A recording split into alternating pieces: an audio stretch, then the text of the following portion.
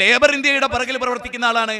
നമുക്കെല്ലാവർക്കും അറിയാവുന്ന സഫാരിയുടെ ലോകം സഞ്ചരിച്ച, എനിക്ക് തോന്നുന്നത് 175-ലധികം വരുന്ന രാഷ്ട്രങ്ങൾ സന്ദർശിച്ച ആളാണ് സന്തോഷ് ജോർജ് കുളങ്ങര. ഇവരാണ് ലൈംഗിക ദാരിദ്ര്യമുള്ള നാട്, അതുകൊണ്ട് വേശ്യാലയം ഉണ്ടാകണം.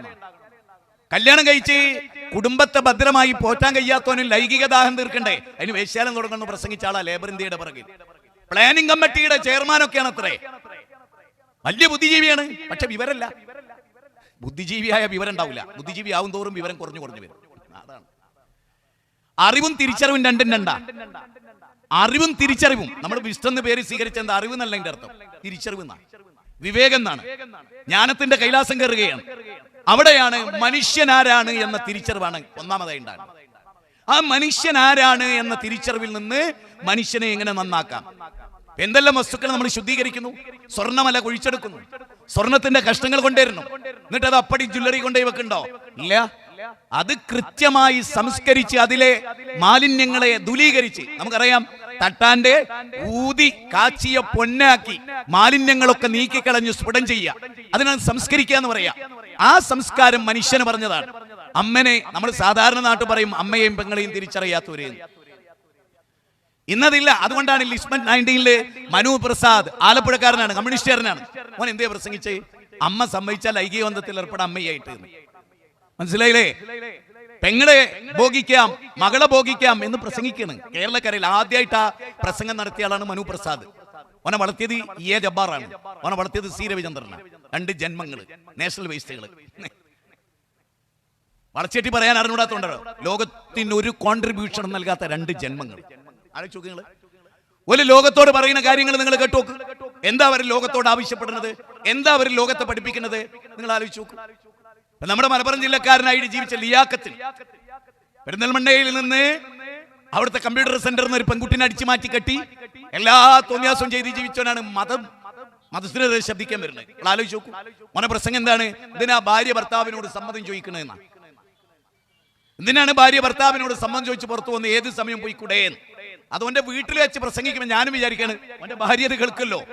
ഓള് നട്ടപ്പാതിരി 2 മണിക്ക് കുളിച്ചൊരുങ്ങി ചുണ്ടിലൊക്കെ ലിഫ്റ്റ് ഇട്ട് ഇറങ്ങുമ്പോ ജങ്ങട്ടാ നിങ്ങളല്ലേ ഇന്നലെ പ്രസംഗിച്ച് ഭാര്യക്ക് സമ്മതം ഒന്നും വേണ്ട, ഞാൻ അങ്ങനെ പോകാറുണ്ട്. എനിക്ക് ആ ജാതി. ഓന് മോളുണ്ട്, ഓന്റെ മോളോ എന്റെ പ്രസംഗം കേൾക്കണേ, പിന്നെ അത് നന്നാവോ? ഞാൻ ചോദിക്കുന്നത് നന്നാക്കണം എന്നാണോ? ലോകം നന്നാകണം എന്നാണോ? നാട് നന്നാകണമെന്നാണോ? എന്ത് ചെയ്യും? ഒരു ചോദ്യമാണ്. യഥാ യഥാ ഹി ധർമ്മസ്യ ഗ്ലാനിർഭവതി ഭാരത അപിതാനമധർമ്മസ്യം തദാത്മാനം സൃജമ്യഹം പരിത്രാണായ സാധൂനാം വിനാശായ ചതുഷ്കൃതാം ധർമ്മ സംസ്ഥാപനാർത്ഥായ സംഭവാമി യുഗേ യുഗേ. ധർമ്മത്തിന് ചുതി സംഭവിക്കുമ്പോ അധർമ്മം കൊടികുത്തി വാഴുമ്പോ എന്താ ധർമ്മം? എന്താ അധർമ്മം? എന്താണ് ധർമ്മം? എന്താണ് അധർമ്മം? അതിനെക്കുറിച്ചുള്ള ചോദ്യത്തിൽ ഇസ്ലാമിന് മാത്രമേ ഉത്തരവുള്ളൂ. ഇസ്ലാമിന് മാത്രമേ ഉത്തരവുള്ളൂ. ഞാൻ ലളിതമായ ഒരു ഉദാഹരണത്തിലൂടെ പറയാം. ഇപ്പൊ ആദില നൂറ, എല്ലാവർക്കും അറിയാവുന്ന ഒരു ആലുവക്കാരിയും ഒരു കോഴിക്കോട്ടുകാരിയും, ആദില നൂറ എന്ന് പറയുന്ന 2 പെൺകുട്ടികൾ. അവർ 2 പേരും ഒന്നിച്ച് ജീവിക്കുന്നു. അതിന് കല്യാണം എന്നവർ പറയുന്നു. കാരണം കല്യാണം എന്താന്ന് മക്കൾക്ക് അറിയില്ല. കല്യാണം എന്ന് പറഞ്ഞാൽ ആണുമായി ലൈംഗിക ബന്ധത്തിൽ ഏർപ്പെടുന്ന കല്യാണം നല്ല മോനെ പറയാ. അത് സൊഡോമിയാണ്. ഒരു പെണ്ണിനെ ആയിട്ട് ലൈംഗിക ബന്ധത്തിൽ ഏർപ്പെട്ട് ജീവിക്കുന്ന ലെസ്ബിയനാണ്. കല്യാണം എന്ന് അറിയില്ല. അതിന് കല്യാണം എന്ന് അറിയില്ല. പക്ഷെ അതിന് കല്യാണം എന്ന് വിളിക്കുന്നത് എന്തുകൊണ്ടാണ്? കല്യാണം എന്താന്ന് പോലും അറിയാത്ത മരമണ്ടന്മാരാണ് ഈ ഭൂമിയിൽ ജീവിക്കുന്നത്. ചാനലിൽ ഇരിക്കുന്ന വ്യക്തി കറുത്ത കോട്ടിട്ടിട്ടുണ്ട്, ഷൂ ഇട്ടിട്ടുണ്ട്, ഷോക്സ് ധരിച്ചിട്ടുണ്ട്, എവിടെ വരെ കയ്യുണ്ട്, മുഖവും മുൻകൈയും മാത്രമാണ് കാണുന്നത്. എന്നിട്ട് അതേ ചെങ്ങായി പറയാണ് ഓള് തുണി കൊടുക്കരുത്. അങ്ങനെയുണ്ട്. ഓന് കാണാനാ? ആണിനെ കാണാനല്ല, പെണ്ണിനെ കാണാനാണ്. എന്താ ആണ് ലിപ്സ്റ്റിക് ഇടാത്ത?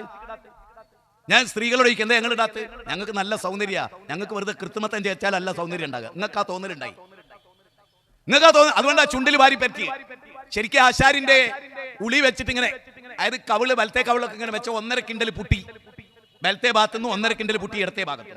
ചുണ്ടിലോ 1 കിലോ ചുണ്ട് ഇത്ര ഉണ്ടായിരുന്നുള്ളൂ. അപ്പൊ ഇത്ര ഉണ്ട്. എന്തിനാ പൊന്നുമോളെ ഈ ചുണ്ട് ചോപ്പിച്ച്? എന്തിനാ ചോപ്പിച്ച്? ഈ എന്തിനാ ഭക്ഷണം കഴിക്കണത്? ആരോഗ്യം ഉണ്ടാകാനാ? വസ്ത്രം ധരിച്ച എന്തിനാ? നഗ്നത പറയാം. ഈ ചുണ്ടിൽ തേച്ച എന്തിനാ? ആരെ കാണിക്കാനാ? എന്താണ് അതിന്റെ മെസ്സേജ്? എന്താ സന്ദേശം? എന്താ സന്ദേശം? പെണ്ണിനെ എങ്ങനെ ആനയിച്ചാലേ ഹോസ്പിറ്റലിന്റെ റിസപ്ഷനിൽ കച്ചവടം കിട്ടൂ?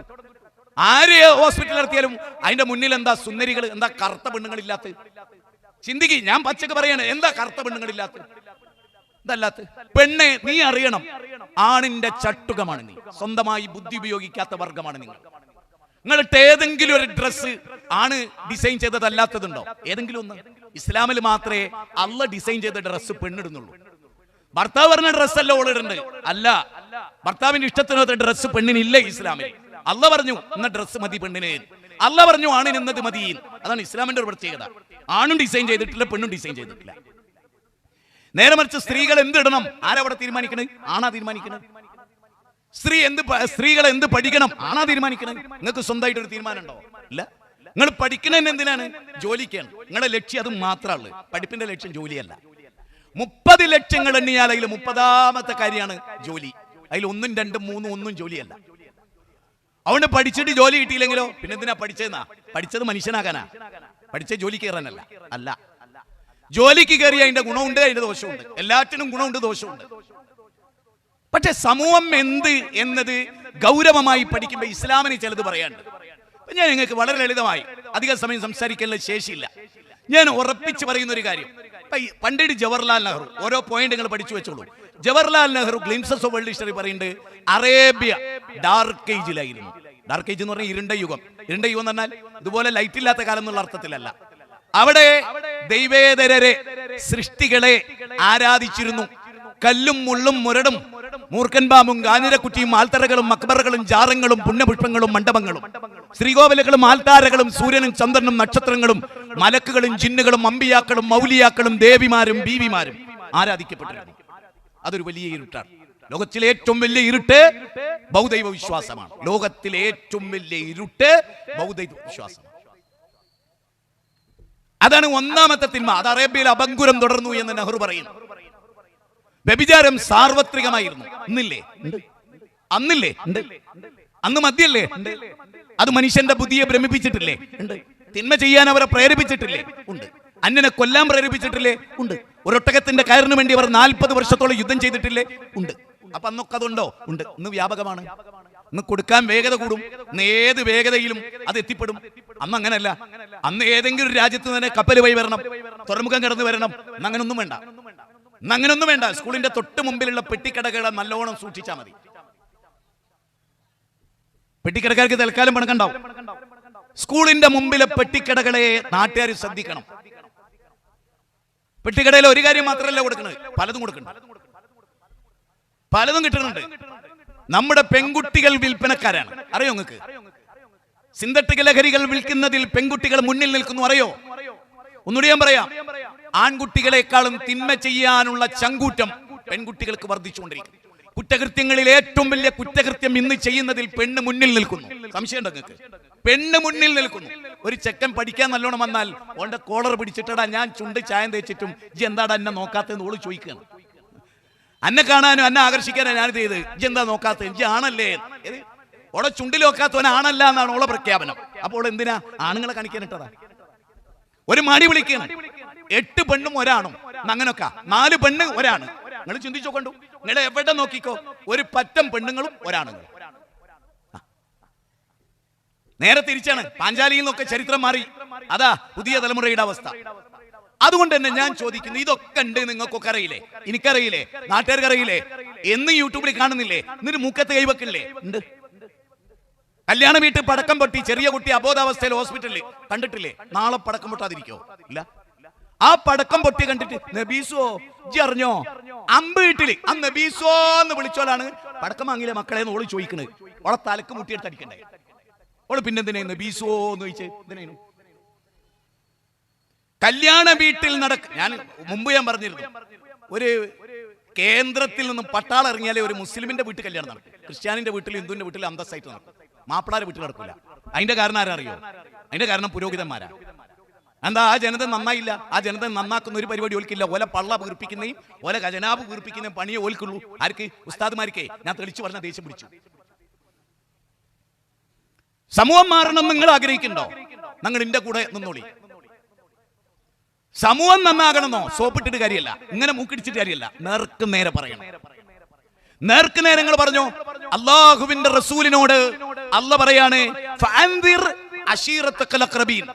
നബിയേ താങ്കളുടെ കുടുംബത്തിൽപ്പെട്ടവരോട് പറ. വയോവൃദ്ധന്മാരോട് മാത്രമല്ല, ആ കുടുംബത്തിലെ മുഴുവൻ ആളുകളോടും ഇത് വിളിച്ചു പറയുന്നു. എന്നിട്ട് എല്ലാരെയും വിളിക്കുന്നു. സഫിയനെ വിളിക്കുന്നു, അമ്മായിനെ വിളിക്കുന്നു, മൂത്താപ്പനെ വിളിക്കുന്നു, എളാപ്പനെ വിളിക്കുന്നു. മോളെ ഫാത്തിമ, നരകത്തിൽ നിന്ന് രക്ഷപ്പെടുത്താൻ ഞാൻ ആളല്ല മോളെ, ഞാൻ അള്ളാന്റെ ദൂതനാണ് മോളെ. വളരെ വ്യക്തമായ ഒരു പ്രബോധനത്തിന്റെ ശൈലി ഇസ്ലാം രൂപപ്പെടുത്തിയിട്ടുണ്ട്. വളരെ ഗൗരവപ്പെട്ട ഒരു ശൈലി രൂപപ്പെടുത്തിയിട്ടുണ്ട്. നബി സല്ലല്ലാഹു അലൈഹി വസല്ലം ആദ്യമായി ആ സമൂഹത്തെ നന്നാക്കാൻ ഇറങ്ങിയപ്പോ നബി എന്തേ ചെയ്തത്? ഞാൻ നിങ്ങളോട് ഉറച്ചു വിശ്വസിക്കുന്നു, പടച്ചവനെ പഠിപ്പിച്ചു കൊടുക്കുകയല്ലാതെ, അള്ളാഹുവിലേക്ക് മനുഷ്യരെ തിരിച്ചു വിളിക്കുകയല്ലാതെ, യൗവനത്തെ പടച്ചതമ്പുരാനിലേക്ക് തിരിച്ചു വിളിക്കുകയല്ലാതെ വേറെ രക്ഷയുണ്ടോ? മിസ്അബ് റളിയല്ലാഹു അൻഹു, യങ് മാൻ, ലോകം കണ്ട ഏറ്റവും വലിയ സുന്ദരൻ, കോടീശ്വരൻ, വായിൽ സ്വർണ്ണക്കരണ്ടിയുമായി ജനിച്ച് ഇത്രമേൽ സ്നേഹം ലഭിക്കപ്പെട്ട മിസ്അബ് റളിയല്ലാഹു അൻഹു ധനാഢ്യനായിരുന്നു, സുമുഖനായിരുന്നു. അദ്ദേഹത്തെ സ്ത്രീകൾ അങ്ങേയറ്റം സ്നേഹിച്ചിരുന്നു. അദ്ദേഹം പൂശിയ സുഗന്ധം കിലോമീറ്ററുകളോളം കാറ്റുകൾ കൊണ്ടുപോയി സ്ത്രീകളുടെ മൂക്കിലൂടെ അവർക്ക് ആ സുഗന്ധം കിട്ടി. മിസ്അബ് വരുന്നു എന്ന വാർത്ത അവർ നാട്ടിലെ സ്ത്രീകളോടൊക്കെ പറഞ്ഞു. എന്നിട്ട് ഇടവക്കത്ത് അവരൊക്കെ നിന്നുകൊണ്ട് മിസ്അബിനെ കണ്ട കാലം. മിസ്അബ് എങ്ങനെ മാറി? മിസ്അബ് ഒരു യുവാവായിരുന്നു. ഇന്നുമില്ലേ മിസ്അബ് എന്ന് പേര്? ഇല്ലേ? എത്ര ആളുകൾക്ക് പേരുണ്ട്? ഉമർ എന്ന് പേരില്ലേ? അബ്ദുള്ള എന്ന് പേരില്ലേ? നാസർ എന്ന് പേരില്ലേ? നസറുദ്ദീൻ എന്ന് പേരില്ലേ? അബ്ദുൽ ഖാദർ എന്ന് പേരില്ലേ? അബ്ദുൽ മജീദ് എന്ന് പേരില്ലേ? എന്നിട്ട് നന്നാകുന്നുണ്ടോ? എന്താ നന്നാത്ത്? നമ്മുടെ യുവാക്കൾ, നമ്മുടെ സ്കൂൾ കുട്ടികൾ വെള്ളിയാഴ്ച പള്ളി കയറുന്നില്ലേ? ആൺകുട്ടികൾ ഉണ്ട്, പെൺകുട്ടികളോ ഇല്ല. അവരപ്പോ എവിടെയാ? അവർ മറ്റുള്ള കുട്ടികളുടെ കൂടെ. അവിടെ എന്തെങ്കിലും വൃത്തികേട് നടക്കുവോ? നടക്കുന്നുണ്ടാവാ. പള്ളിയിൽ നടക്കുവോ? ഇല്ല. ആ സമയം പള്ളിയിൽ പോയി 3/4 മണിക്കൂർ ഇരിക്കാൻ ഈ ഉമ്മത്തിലെ സ്ത്രീകൾക്ക് സ്വാതന്ത്ര്യം കിട്ടിയോ? ഞാൻ ആ പോയിന്റ് വിടാതെ തുടരുന്ന ഒരാളാണ്. എനിക്ക് അത്രമേൽ അമർഷമുണ്ട് ഉസ്താദുമാരോട്. ഈ മുസ്ലിം സമുദായത്തെ കേടുവരുത്തിയതിൽ അവർ വഹിച്ച പങ്കിനോളം വലിയ പങ്ക് ലോകത്തൊരു വിഭാഗവും വഹിച്ചിട്ടില്ല. മനുഷ്യന്റെ മുഖ്യ ശത്രുവായ ഇബ്ലീസ് കഴിഞ്ഞാൽ മനുഷ്യനെ പിഴപ്പിക്കുന്നതിൽ മുഖ്യ പങ്ക് വഹിച്ചത് പുരോഹിതന്മാരാണ്. അവർ നന്നാകാത്തോണ്ടാ ലോകം നന്നാകാത്ത. അവരൊന്നിച്ച് ശബ്ദിക്കാൻ തയ്യാറല്ല. ഞാൻ ഒന്നുകൂടി പറയും, ഇതേ സ്ഥലത്ത് ഇവിടുത്തെ മുഴുവൻ മുസ്ലിം സംഘടനകളെയും ഇവിടുത്തെ ഹൈന്ദവരെയും ക്രൈസ്തവരെയും സംഘടിപ്പിച്ച് പറയേണ്ട തിന്മകളല്ലാത്ത എന്താ അവിടെ ഉള്ളത്? ആശയപരമായ ഒരുപാട് വിയോജിപ്പുണ്ടാകാം, പക്ഷെ മദ്യപിക്കരുത് എന്ന കാര്യത്തിൽ എല്ലാവരും ഒരേ അഭിപ്രായക്കാരല്ലേ? കഞ്ചാവിന്റെ ദുരുപയോഗം അത് ഏത് കുടുംബത്തിലെ അസ്വസ്ഥത ഉണ്ടാക്കാത്ത? അതിനെപ്പറ്റി എല്ലാവർക്കും ഒന്നിച്ചു പറഞ്ഞൂടെ? എല്ലാവർക്കും ഒന്നിച്ച് മുന്നേറിക്കൂടെ? എന്തുകൊണ്ട് അത് നടക്കുന്നില്ല? അതുകൊണ്ടാണ് നമ്മൾ ഈ വിഷയത്തെ ഫോക്കസ് ചെയ്യുന്നത്. മിസ്അബ് റളിയല്ലാഹു അൻഹു ആദ്യമായി റസൂലിന്റെ ദഅവത്ത് കേട്ടു. ഒരുപാട് പരീക്ഷണങ്ങൾ നേരിട്ട് അദ്ദേഹം ജീവിതത്തിലേക്ക് തിരിച്ചു വരികയാണ്. അല്ലദീ ഖലഖൽ മൗത വൽ ഹയാത ലിയബ്ലുവകും അയ്യുകും അഹ്സനു അമല. 60-ാം അധ്യായം 2-ാമത്തെ വചനം. നിങ്ങൾക്ക് മരണവും ജീവിതവും സൃഷ്ടിച്ചത് നിങ്ങളിൽ ആരാണ് ഏറ്റവും നന്നായി പ്രവർത്തിക്കുന്നത് എന്ന് നോക്കാനാണ്. അപ്പൊ യൗവനം എന്തിനാണ്? നന്മക്കാണ്. നിങ്ങളിൽ ആരാണ് ഏറ്റവും വലിയ നന്മ ചെയ്യുന്നത് എന്ന പരീക്ഷണം. അതാണ് യുവതി യുവാക്കളോട് നമ്മൾ പറയേണ്ടത്. ഇന്ന് എന്തെങ്കിലും ഒരു ചിന്ത ഉണ്ടോ ആളുകൾക്ക്? സത്യത്തിൽ നിങ്ങൾ ആലോചിച്ചു, തിരി പാടണം, തിരി ആടണം, തിരി നമ്മുടെ ഫാസ്റ്റ് ഫുഡുകളിൽ തിന്നണം, അതല്ലാത്ത വേറെ എന്ത് ലക്ഷ്യമാണ്? ആലോചിച്ചു. എന്താണ് അവരിൽ നിന്ന് ഈ രാജ്യത്തിന് കിട്ടാനുള്ളത്? പുതിയൊരു തലമുറയിൽ നിന്ന് ഒരു നെഹ്റു ഉണ്ടാവോ? ഒരു ഗാന്ധിജി ഉണ്ടാവോ? ഒരു വല്ലഭായി പട്ടേൽ ഉണ്ടാവോ? ഒരു അബുൽ കലാം ആസാദ് ഉണ്ടാവോ? ഒരു ഖാൻ അബ്ദുൽ ഗഫാർ ഖാൻ ഉണ്ടാവോ? ഒരു മൗലാന മുഹമ്മദ് അലി ജൗഹർ ഉണ്ടാവോ? എന്തല്ലാത്തത്? അതിന് അടിസ്ഥാന കാരണം എന്താ പറയുക? അവർക്കൊക്കെ നല്ല അമ്മമാരും ഉമ്മമാരും ഉണ്ടായിരുന്നു. ഈ ഇരിക്കുന്നവരൊക്കെ അമ്മമാരല്ലേ, ഉമ്മമാരല്ലേ? ആണ്. പക്ഷെ സ്വന്തം മക്കളെ രൂപപ്പെടുത്തുന്നതിൽ എത്ര വലിയ പങ്ക് വഹിച്ചു ചിന്തിച്ചേ. ജോലിക്ക് പോകാൻ വലിയ തിടുക്കണ്ട എല്ലാവർക്കും, ആയിക്കോട് വിരോധമൊന്നുമില്ല. പക്ഷെ മക്കൾ സ്കൂൾ വിട്ട് വരുമ്പോൾ നിങ്ങൾ മക്കളെ സ്വീകരിക്കാൻ വീട്ടിലുണ്ടോ? ഞാൻ പ്രത്യേകിച്ച് സ്ത്രീകളോടാണ് ചോദിക്കുന്നത്. നിങ്ങളില്ലാത്തത് കൊണ്ട് തന്നെ മക്കൾക്കറിയാം 4 മണിക്ക് സ്കൂൾ വിട്ടാൽ 4:10 വീട്ടിലെത്തുന്നു. ഉമ്മ 7 മണിയാവും വീട്ടിലെത്താൻ അവർക്ക് നന്നായി അറിയാം. അതുകൊണ്ട് ആ 2.25 മണിക്കൂർ ഏത് തിന്മയാണ് വീട്ടിൽ വെച്ച് ചെയ്യേണ്ടത് എന്ന് നിങ്ങൾ മോളക്കറിയാം. അതുകൊണ്ട് മോള് പറയും, സ്കൂളിൽ തന്നെ പറയും, ഞാൻ 4:10 വീട്ടിലെത്തും, കുളിച്ച് റെഡിയായി ഞാൻ ഇരിക്കും, നീ വന്നോ. എത്ര വീട്ടിലത് നടക്കുന്നുണ്ട് എന്ന് നിങ്ങൾക്ക് നിഷേധിക്കാൻ കഴിയും? ഉമ്മ കാണാനില്ല. ആ വീട്ടിൽ വേറെ അല്ല, ഭർത്താവ് ഗൾഫിലാണ്, ഉമ്മ ജോലിയിലുമാണ്. ജോലി ഉണ്ടായി, ബാഗൊക്കെ എടുത്ത് കുളിച്ചൊരുങ്ങി പോകാൻ കഴിഞ്ഞു. പക്ഷെ മക്കളെ സൂക്ഷിക്കാൻ മക്കളുണ്ട്, പക്ഷെ മക്കൾ നാടിന് പറ്റാത്തവരാണ്. എന്താ കാരണം? നിങ്ങളാണ് കാരണം. നിങ്ങളുടെ ജീവിത വീക്ഷണമാണ് കാരണം. ഒരു സംശയം അതിൽ വേണ്ട, ഒരു കൂസലില്ലാതെ ഞാൻ പറയും. ഉമ്മമാരും ബാപ്പമാരും ശരിയാകാത്തത് കൊണ്ടാണ് ഈ ലോകം ഇങ്ങനെയായി തീരുന്നത്. സംശയം വേണ്ട. ഒറ്റപ്പെട്ട സംഭവങ്ങളെ കുറിച്ചല്ല ഞാൻ പറയുന്നത്. വ്യാപകാടിസ്ഥാനത്തിൽ ഒരു പരിശോധനയ്ക്ക് വിധേയമാകുമെങ്കിൽ സ്വന്തം വീട്ടിൽ മതമില്ല, മൂല്യമില്ല, നന്മയില്ല. ഇല്ല. നിങ്ങൾ ചിന്തിക്കണം, നമ്മുടെ ടൈം നമ്മൾ എന്തിനു വേണ്ടി ചെലവഴിക്കുന്നു? ഇസ്ലാം കടന്നു വന്നു. ആയിഷ ബീവി റളിയല്ലാഹു തആല അൻഹ പറയാൻ, മദ്യപിക്കരുത് എന്നായിരുന്നു റസൂൽ അവരോട് പറഞ്ഞതെങ്കിൽ അവർക്ക് മാറ്റം ഉണ്ടാവില്ലായിരുന്നു. വ്യഭിചരിക്കരുത് എന്നവരോട് പറഞ്ഞാലും അവർക്ക് മാറ്റം ഉണ്ടാകുമായിരുന്നില്ല. മറിച്ച് എന്തിനു മാറണം? ഒന്നുകൂടെ കേട്ടൂക്കെ. അതായത് എന്തിനാ കള്ളുടിക്കാൻ എടുക്കുന്നത്? ആരോഗ്യം ഉണ്ടാകാനാ? എന്തിനാ വ്യഭിചരിക്കാതിരിക്കുന്നത്? അതിനൊരു ഉത്തരം വേണമല്ലോ. ഈ ദുനിയാവിനപ്പുറത്തൊരു ജീവിതമല്ലെങ്കിൽ ഇതൊക്കെ ചെയ്താൽ എന്താ? ഈ ലോക ജീവിതത്തിനപ്പുറത്ത് സൂറത്ത് മുഹമ്മദിലാണ് 12ാമത്തെ വചനമാണ്. ആലോചിക്ക്, നമ്മൾ ശരിക്ക് ചിന്തിച്ചു നോക്കിക്കേ. നാക്കാലികൾ തിന്നുന്ന പോലെ തിന്നുന്നു, കുടിക്കുന്നു, ഭോഗിക്കുന്നു, രമിക്കുന്നു. അതിലപ്പുറത്ത് എന്തെങ്കിലും ചിന്ത ഉണ്ടോ? ഒരു വേള മൃഗങ്ങൾ എത്ര ബെറ്ററാണ്. ഒരു വേള കഞ്ചാവ് അടിച്ചിട്ട് അമ്മനെ കൊല്ലുന്ന ഒരു മൃഗമുണ്ടോ? കഞ്ചാവ് അടിച്ചിട്ട് അമ്മനെ ബലാത്സംഗം ചെയ്യുന്ന ഒരു മൃഗമുണ്ടോ? ഉണ്ടോ? മനുഷ്യൻ മൃഗങ്ങളെക്കാൾ അപ്പുറത്ത് അധപ്പതിക്കും എന്ന് പറഞ്ഞപ്പോ എന്താ അള്ളാഹു ഉദ്ദേശിച്ചത്? ലോകത്ത് മനുഷ്യൻ എന്ന ജീവി മൂല്യങ്ങൾ സംരക്ഷിച്ചിട്ടില്ലെങ്കിൽ സംഭവിക്കുന്നത് എന്ത്? അതിന്ന് സംഭവിക്കുന്നില്ലേ? ഇല്ലേ? ടീച്ചർമാർക്ക് കുട്ടികളെ നിയന്ത്രിക്കാൻ പറ്റുമോ? ഇപ്പൊ കഴിഞ്ഞ ദിവസം ഒരു ചെറിയ പയ്യൻ സ്കൂളിലെ അധ്യാപകന്റെ മുഖത്ത് നോക്കി അധ്യാപകന്റെ മുമ്പിലിരുന്ന് പുറത്തു വെച്ച് കണ്ടാൽ കൊല്ലും എന്നാ പറയുന്നത്. എന്തിന്? മൊബൈൽ പിടിച്ചു വെച്ചതിന്റെ പേരിൽ. മൊബൈൽ വാങ്ങി വെച്ച കുട്ടികൾ തൂങ്ങിച്ചാകുന്നു. എന്താ കാരണം? ഇവിടെ ഇരിക്കുന്ന ഉമ്മമാരോട് ഞാൻ പറയാം, നിങ്ങൾക്ക് കിച്ചണിൽ പണിയെടുക്കണേ, കുട്ടി മൊബൈൽ കാണണം. കുട്ടിയെ സഹിക്കാൻ പറ്റണില്ല. പണ്ട് അങ്ങനല്ല. എനിക്കൊക്കെ ഓർമ്മയുണ്ട്, എന്റെ അയൽവാസികൾ എന്നോട് പറഞ്ഞ് ഞാൻ കേട്ടിട്ടുണ്ട്, മോനെ നിന്റെ ഉമ്മ ടോയ്ലറ്റ് പോവുകയാണെങ്കിൽ വരെ നിന്നെ എടുത്തിട്ടാ ടോയ്ലറ്റ് പോവുക, പുറത്തൊരാളെ കൈ കൊടുക്കൂലായിരുന്നു. ഇന്ന് ഉമ്മമാര് മക്കളെടുക്കണ്ടോ? ആരോ പെറ്റിടുന്നു, പെറ്റിട്ടതിന്റെ പിറ്റേന്ന് MBBS പാസ്സായി അതോട് എഞ്ചിനീയറാ അതോട് ആരോ പോറ്റുന്നു. അപ്പുറത്തെ പിന്നെ ഗണപതി അല്ലെങ്കിൽ ഇപ്പുറത്തെ പിന്നെ ഏതെങ്കിലും ഒരു ചേച്ചി. സ്വന്തം മക്കളെ പോറ്റാൻ ഉമ്മല്ല, പ്രസവിക്കാനുണ്ട്. അതും വേറൊരാൾ കൊണ്ട് ചെയ്യിപ്പിച്ച് കിട്ടി അതും ചെയ്യുന്ന നാടാ ലോകം. എന്തുകൊണ്ടാണ് ഇത് സംഭവിക്കുന്നത്? മൗലാന മുഹമ്മദ് അലി ജൗഹറിനെ രൂപപ്പെടുത്തിയ ഒരു ഉമ്മണ്ട്, ഗാന്ധിജിയെ രൂപപ്പെടുത്തിയ ഒരു അമ്മണ്ട്. അത് നമുക്കുണ്ടോ? ചിന്തിക്കാനാ പറയുന്നത്. ആ ചിന്ത ലോകത്തുണ്ടാവണം. എന്താണ് ഞാൻ എന്റെ വീട്ടിൽ ചെയ്യേണ്ടത്? ഒരു ഉദാഹരണം ഞാൻ പറയാം.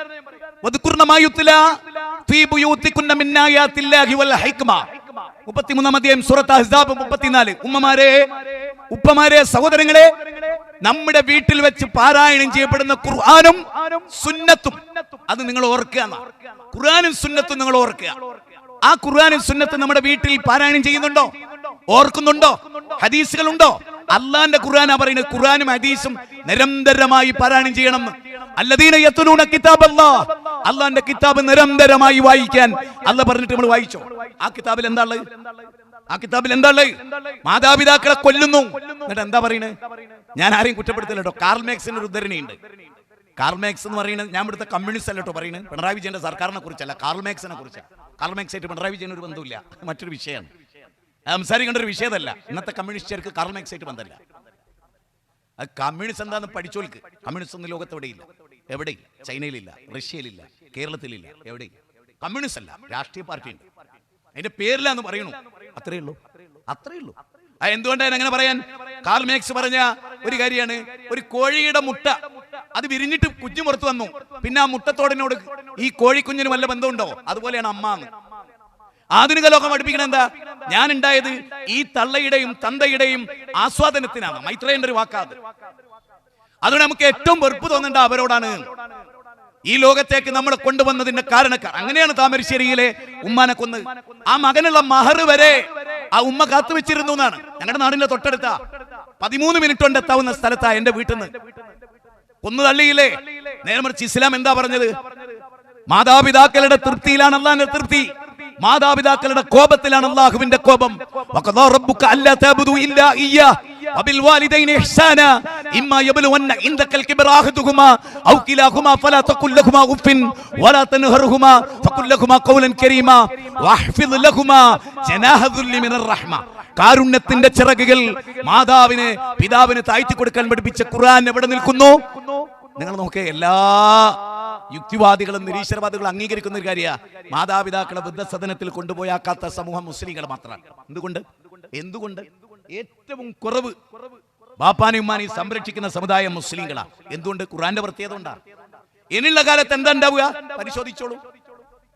നല്ലോണം മക്കളെ പഠിപ്പിച്ചു, ഒരു സ്വത്തും അള്ളാന്റെ മാർഗത്തിൽ ചെലവഴിച്ചില്ല. എന്നിട്ട് ആ മകനോ ലണ്ടനിൽ ഇന്നെന്താ അറിയോ, 20 ലക്ഷം വീടാണ് കേരളത്തിൽ ഒഴിഞ്ഞു കിടക്കുന്ന വീട്. എന്താ വീട് ഇവിടെ ഉണ്ടാക്കും, കൊട്ടാര സമാനമായ. താമസിക്കുന്ന യുയില, മരിക്കുന്നവരെ അവിടെ. ലണ്ടനിലൊന്നും പോയാൽ പിന്നെ തിരിച്ചു വരുന്നതന്നല്ല. എന്താ ഇവിടുത്തേനേക്കാൾ സുഖമാണ് അവിടെ. നന്നായി ജീവിക്കാൻ ശ്രമിച്ച അവിടെ ഒന്നും ഒരു അലമ്പുമില്ല. അലമ്പുണ്ടോ? അവിടെ ഉണ്ട്, എല്ലാ അലമ്പും ഉണ്ട്. പക്ഷേ നമ്മുടെ നാട്ടിലുള്ള അവസ്ഥയല്ല. നമ്മുടെ നാട് വേറെ തന്നെയാണ്. അതിന് പല കാരണങ്ങളും ഉണ്ട്. ആ കാരണത്തിലേക്ക് പോയാൽ ചിലർക്കെങ്കിലും ദേഷ്യം പിടിക്കും. പക്ഷെ അതൊക്കെ പച്ച കാര്യമാണ്. ശ്രദ്ധിച്ചാൽ നന്ന് ഓരോരുത്തരും. അതുകൊണ്ടാണ് ഞാൻ പറയുന്നത്, നന്നാവണോ? നന്നാവാനുള്ള വഴിയിൽ ഒന്നാമത്തത് പ്രപഞ്ചത്തിന്റെ നാഥനെ കുറിച്ചുള്ള പഠനമാണ്. അള്ളാനെ കണക്കാക്കേണ്ട രൂപത്തിൽ അവർ കണക്കാക്കിയില്ല. ആ ജനതയെ ആരാണ് അള്ളാഹ് പഠിപ്പിച്ചു? അള്ളാഹുവിനെ പേടിക്കുന്ന ഒരു ജനതയെ ഉണ്ടാക്കി. മിസ്സബർ ഉണ്ടായ മാറ്റം അതാണ്. മിസ്സബർ മദീനയിൽ വരുന്നു. അദ്ദേഹത്തിന്റെ പ്രബോധനം തടുത്ത യുവാക്കൾ. 30 വയസ്സുണ്ടായിരുന്ന സഅദ് ഇബ്നു മുആദ യുവാവായിരുന്നു. 30ാമത്തെ വയസ്സിൽ മിസ്അബിന്റെ ദേവത്തിലൂടെ നമ്മുടെ യൂത്ത് കോൺക്ലേവിലേക്ക് ആളുകൾ വരണം എന്ന് ആഗ്രഹിച്ച് സംഘടിപ്പിച്ച ഒരു പ്രോഗ്രാമാണ്. മിസ്അബിന്റെ പ്രസംഗം കേട്ട്, ചിന്തോദീപകമായ ഉദ്ധരണികൾ കേട്ട് സഅദ് ഇബ്നു മുആദ എന്ന 30കാരൻ ഇസ്ലാം സ്വീകരിച്ചു. 35ാമത്തെ വയസ്സിൽ ലോകത്തോട് വിട പറഞ്ഞു. അദ്ദേഹം രക്തസാക്ഷിയാകും അല്ലാഹുവിന്റെ അർശ് കിലുങ്ങിപ്പോയി. അത്രയും വലിയ 5 കൊല്ലം കൊണ്ട് ലോക ചരിത്രത്തിലെ ശ്രദ്ധേയമായ യൗവനമായി മാറി. അതെ, അവർ മദ്യപാനികളായിരുന്നു എന്ന് ഞാൻ പറഞ്ഞു. Arnold Toynbee the civilization on trial എന്ന ഗ്രന്ഥത്തിൽ പറയുന്നുണ്ട്, മദ്യത്തെ കുറിച്ച് പ്രസംഗിക്കുകയും മദ്യമുക്തമായ ലോകത്തെ സൃഷ്ടിക്കുകയും മദ്യമുക്തമായ ഒരു ജനത രൂപപ്പെടുത്തുകയും അങ്ങനെ ലോകത്തോട് സംതൃപ്തിയോടുകൂടി വിട പറഞ്ഞ ലോകത്തിലെ ഏകാചാര്യൻ മുഹമ്മദ് സല്ലല്ലാഹു അലൈഹി വസല്ലം. ഇൻതഹൈനാ യാ റസൂലല്ലാഹ്. സൂറത്ത് മാഇദ 90ാമത്തെ വചനം ഇറങ്ങി. യാ അയ്യുഹല്ലദീന ആമനൂ ഇന്നമൽ ഖംറു വൽ മൈസിർ അതിറങ്ങി. അനസ്റുല്ലാനെ പോലെയുള്ളവർ മദ്യം വിളമ്പിക്കൊണ്ടിരുന്നു. അനസേ, എന്താണ് ആ മദീനയിൽ വിളിച്ചു പറയുന്നത്? മദ്യം നിരോധിച്ചു എന്ന കാര്യമാണ്. അമേരിക്ക മദ്യം നിരോധിച്ചു, പിന്നീട് പിൻവലിക്കേണ്ടി വന്നു. അമേരിക്ക അടിമത്തം നിരോധിച്ചു, പിന്നീട് അതിന്റെ അപ്രായോഗികത ഓർത്തിട്ട് വേണ്ടപടി സ്റ്റെപ്പുകൾ ചെയ്യാതെ കേവലം വികാരത്തിനടിമപ്പെട്ട് അടിമ നിരോധനം നടത്തിയപ്പോ അമേരിക്കയിൽ ഉണ്ടായതെന്ത്? ചരിത്രം പഠിക്കാത്തവർ ഇന്ന് കൊഞ്ഞനം കുത്തിക്കൊണ്ടിരിക്കുന്നു ലോകത്ത്. ന്യായമായ പ്രായോഗികമായ ഒരു സിദ്ധാന്തത്തെ ഇസ്ലാം മുന്നിൽ വെച്ചു. എന്തിനും നന്നാകണം. ഈ ലോകത്തെ ജീവിതം കൊണ്ട് അവസാനിക്കാത്ത ഒരു ജീവിതമുണ്ടെന്ന പഠനത്തിലൂടെ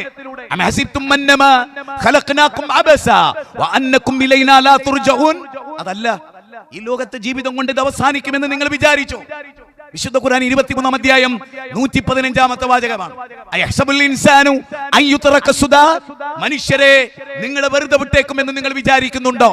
ഖുർആനിന്റെ 75-ാം അധ്യായം സൂറത്ത് ഖിയാമ 36-ാമത്തെ വചനമാണ്. يا أيها الإنسان ما غرك بربك الكريم الذي خلقك فسواك فعدلك في أي سورة ما شاء ركبك. അല്ലയോ മനുഷ്യരെ, ഔദാര്യമുടയവനായ നിന്റെ റബ്ബിന്റെ കാര്യത്തിൽ നിന്നെ വഞ്ചിച്ച ഘടകം എന്താണ്? നിന്നെ സൃഷ്ടിച്ചില്ലേ, നിന്നെ വ്യവസ്ഥപ്പെടുത്തിയില്ലേ, ഗർഭപാത്രത്തിൽ നിന്നെ വളർത്തിയില്ലേ, എന്നിട്ട് മാതാവിന്റെ ഉദരത്തിൽ നിന്ന് പുറത്തു കൊണ്ടുവന്നില്ലേ? ഈ പ്രപഞ്ചത്തെ കുറിച്ച് ചിന്തിച്ച് പഠിച്ച് ഇതിന്റെ പിന്നിലൊരു സൃഷ്ടാവിനെ നിനക്ക് കണ്ടെത്താൻ കഴിഞ്ഞില്ലേ? വല്ലാത്തൊരു ചോദ്യം. ആകാശഭൂമികളുടെ സൃഷ്ടിപ്പിനെ കുറിച്ച് ചിന്തിക്കാൻ നമ്മുടെ മക്കളെ പഠിപ്പിച്ചുകൂടെ? പഠിപ്പിക്കുന്നുണ്ടോ? H2O 2 ഹൈഡ്രജനും ഒരു ഓക്സിജനും കൂടി ചേർന്നാൽ വെള്ളമുണ്ടാകും.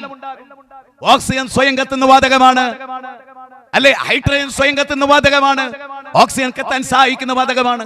രണ്ടു കൂടി ചേർന്നാൽ സ്ഫോടനമാണ് ഉണ്ടാകേണ്ടത്, പക്ഷെ വെള്ളമായി തീരും. അഫറായിതുൽ മാ അല്ലദീ തശ്റബൂൻ അഅൻതും അൻസൽതുമൂഹു മിനൽ മുസ്നി അം നഹ്നുൽ മുൻസിലൂൻ ലൗ നശാഉ ജഅൽനാഹു ഉജാജൻ ഫലൗലാ തഷ്കുറൂൻ. നിങ്ങൾ കുടിക്കുന്ന വെള്ളം ആരാ നിങ്ങൾക്കത് നൽകിയത്? ആരാണത് നൽകിയത്? അവനെയാണ് ഇസ്ലാം അല്ലാഹ് എന്ന് വിളിക്കുന്നത്. അവനെയാണ് അല്ലാഹ് എന്ന് വിളിക്കുന്നത്. അന്തം തമഹ പ്രവിശംതിയേ സംഭൂത്യ മുബാസദേ തദോബു യൈബദേ ഇത് സംഭൂത്യാമൃതഹ. ഈശാവാസുപനിഷത്തിന്റെ 12ാമത്തെ ശ്ലോകമാണ്. ദൈവേതരരെ, നിങ്ങൾ ആരാധിച്ചാൽ ഘോരാന്ധകാരമായ നരകത്തിൽ പതിക്കുമെന്നാണ് പറയുന്നത്. തമേവ ശരണം ഗച്ഛ സർവഭാവേന ഭാരത തൽപ്രസാദാത് പരം ശാന്തിസ്ഥാനം പ്രാപ്സ്യസി ശാശ്വതം അദോവ പ്രാപ്സ്യസി സ്വർഗം ജിതോവ ബോക്ഷസ്യ മഹീം തസ്മാദ് ഉത്തിഷ്ഠ കൗന്ദേയ യുദ്ധായ കൃതനിശ്ചയ. അർജുന, സ്വർഗമുണ്ട് എന്ന് പറയും. ഏതാണ് ആ സ്വർഗം? ബദർ യുദ്ധത്തിൽ ഒരു യുവാവ് ഈത്തപ്പഴം കുറിച്ചുകൊണ്ടിരിക്കവേ, ഞാനിത് ഉപേക്ഷിച്ച് യുദ്ധത്തിൽ കൊല്ലപ്പെട്ടാൽ, രക്തസാക്ഷിയായാൽ, ധർമ്മത്തിന് വേണ്ടി മരിച്ചാൽ എനിക്ക് എന്ത് കിട്ടുമെന്ന ചോദ്യത്തിന് ദഖലൽ ജന്ന, സ്വർഗത്തിൽ പോകും. ഏതാണ് ആ സ്വർഗം? ഒരു കാര്യം എല്ലാവർക്കും ഉറപ്പാണല്ലോ. ഗിബ്ബൺ ഇസ്ലാമിന്റെ വിമർശകനായിരുന്നു. യൂറോപ്പിലെ കുത്തഴിഞ്ഞ ബർബറുകളുടെ ജീവിത കാലഘട്ടത്തിലാണ് ഭാഗ്യവശാൽ മുഹമ്മദ് സല്ലല്ലാഹു അലൈഹി വസല്ലം ജനിക്കുന്നത്. എന്തേ അദ്ദേഹത്തിന്റെ ദൗത്യം? ആരെങ്കിലും പരിശോധിച്ചിട്ടുണ്ടോ? യാ അയ്യുഹൻ നബിയു ഇന്നാ അർസൽനാക ഷാഹിദൻ വമുബശ്ശിറൻ വനദീറാ വദാഇയൻ ഇലല്ലാഹി ബിഇദ്നി വസിറാജൻ മുനീറാ. 33 അധ്യായം 45-46 വചനം. ഓ പ്രവാചക മുഹമ്മദേ, അങ്ങ് ലോകത്തിന് സാക്ഷിയാണ്, അങ്ങ് മാതൃകയാണ്, അങ്ങയുടെ രഹസ്യവും പരസ്യവും പരിശുദ്ധമാണ്. 68 അധ്യായം 4 വചനം. ലോകത്തിലെ ഏറ്റവും സ്ഫുടം ചെയ്ത സംസ്കാരത്തിന്റെ മകുടോദാഹരണമാണ് അങ്ങ്. നരകത്തെ കുറിച്ചുള്ള താക്കീത്, സ്വർഗത്തെ കുറിച്ചുള്ള സന്തോഷ വാർത്ത, വദാഇയൻ ഇലല്ലാഹ് ബിഇദ്നി വസിറാജൻ മുനീറാ, റബ്ബിലേക്കുള്ള ക്ഷണം. ഇന്ന് നിങ്ങൾ നോക്ക്, ഉസ്താദുമാർ നടക്കുന്നത് എന്തിനാ? ചിട്ടടമീത്തൽ അബൂബക്കർ, സിഎം അബൂബക്കർ, സിഎം മടവൂർ, അദ്ദേഹമാണ് ലോകത്തെ നിയന്ത്രിക്കുന്നത്. മുദബ്ബിറുൽ ആലം അദ്ദേഹമാണെന്ന ബേഗും തൂക്കി പിടിച്ച് പാളക്കിതാബുകളും തൂക്കി സ്റ്റേജുകളിൽ കയറി 15,000-30,000 വാട്സ് സൗണ്ട് സിസ്റ്റത്തിൽ അവരെന്തേ പ്രസംഗിക്കുന്നത്? അള്ളാഹിനെ കുറിച്ചാണോ? അള്ളാഹുവിന്റെ ആധിപത്യത്തെ കുറിച്ചാണോ? അള്ളാഹുവിന്റെ രാജാധികാരത്തെ കുറിച്ചാണോ? അബൂജഹലിനോട് പോലും കാര്യങ്ങളുടെ നിയന്ത്രണം ആർക്കാണെന്ന് ചോദിച്ചാൽ എന്ന് സങ്കോചമില്ലാതെ പറഞ്ഞ ആളാണ് അബൂജഹൽ. പക്ഷെ ആധുനിക അബൂബക്കറിനോട് ആരാണ് ലോകത്തെ നിയന്ത്രിക്കുന്നത് ചോദിച്ചാൽ സിഎം മടവൂരാണെന്ന് പറയുന്ന വിവരക്കേട് ഈ ലോകത്ത് നിലനിൽക്കുന്ന കാലത്തോളം അള്ളാഹുവിനെ ഭയപ്പെടുന്ന ഒരു ജനത ഉണ്ടാവില്ല.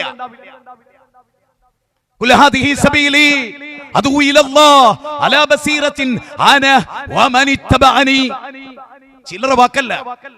12 അധ്യായം 108 വചനം. നബിയേ, ലോകത്തോട് പറ, ഞാൻ എന്റെ റബ്ബിലേക്കാണ് നിങ്ങളെ ക്ഷണിക്കുന്നത്.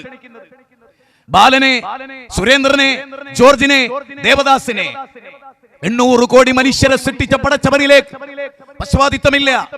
അല്ലേ? നമ്മൾ ആലോചിച്ച് നോക്കൂ. നമ്മൾ ആരെങ്കിലും മടവൂരിലെ സിഎമ്മിനെ അറിയോന്ന് ചോദിച്ചാൽ ലണ്ടനുകാരൻ എന്ത് മടവൂര്? ഉള്ളാളം നിങ്ങളെ അറിയോന്ന് പാകിസ്ഥാനോട് ചോദിച്ചാൽ ഓൻ എന്തുള്ളാളം? ലോകത്തിന്റെ ഓരോ പഞ്ചായത്തിലെ ദൈവത്തെ ആരാധിക്കുന്ന മനുഷ്യരെ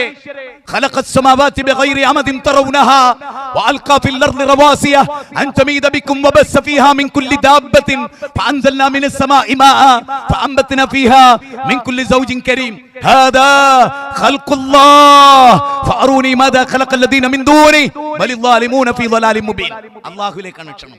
ഖുർആന്റെ 31 അധ്യായം 10-11 വചനം.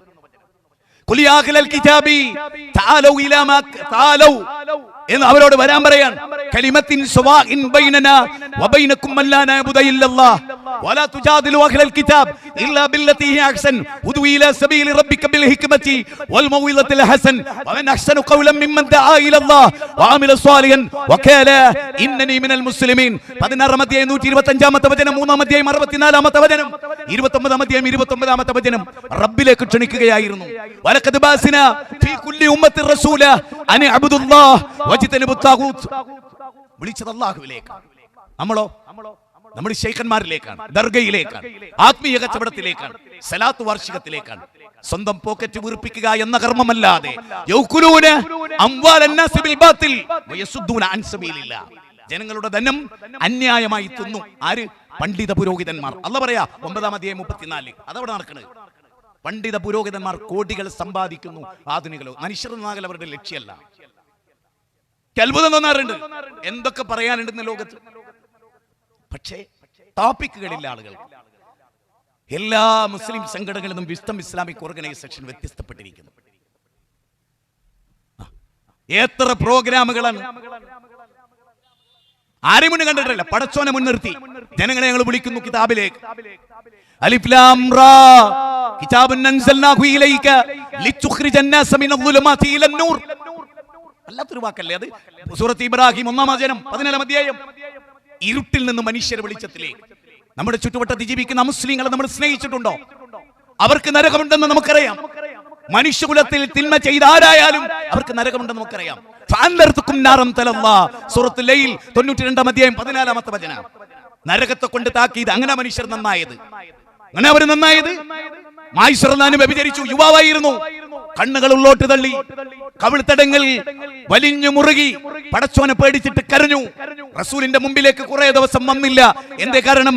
വ്യഭിചരിച്ചു പോയതാണ് കാരണം. ഇവിടെ ഇരിക്കുന്ന സഹോദരി സഹോദരന്മാരെ, എന്ന് പറഞ്ഞിട്ടാണ് മായിസ്വറന്നാൻ വന്നത്. നബി സല്ലല്ലാഹു അലൈഹി വസല്ലം ചോദിച്ചു, മായിസ് മദ്യപിച്ചിട്ടുണ്ടോ? മായിസ് വ്യഭിചരിച്ചു. അത് സ്വബോധത്തോടു കൂടിയാണോ പറയുന്നത്? അവര് പറഞ്ഞില്ല, മദ്യപിച്ചിട്ടില്ല.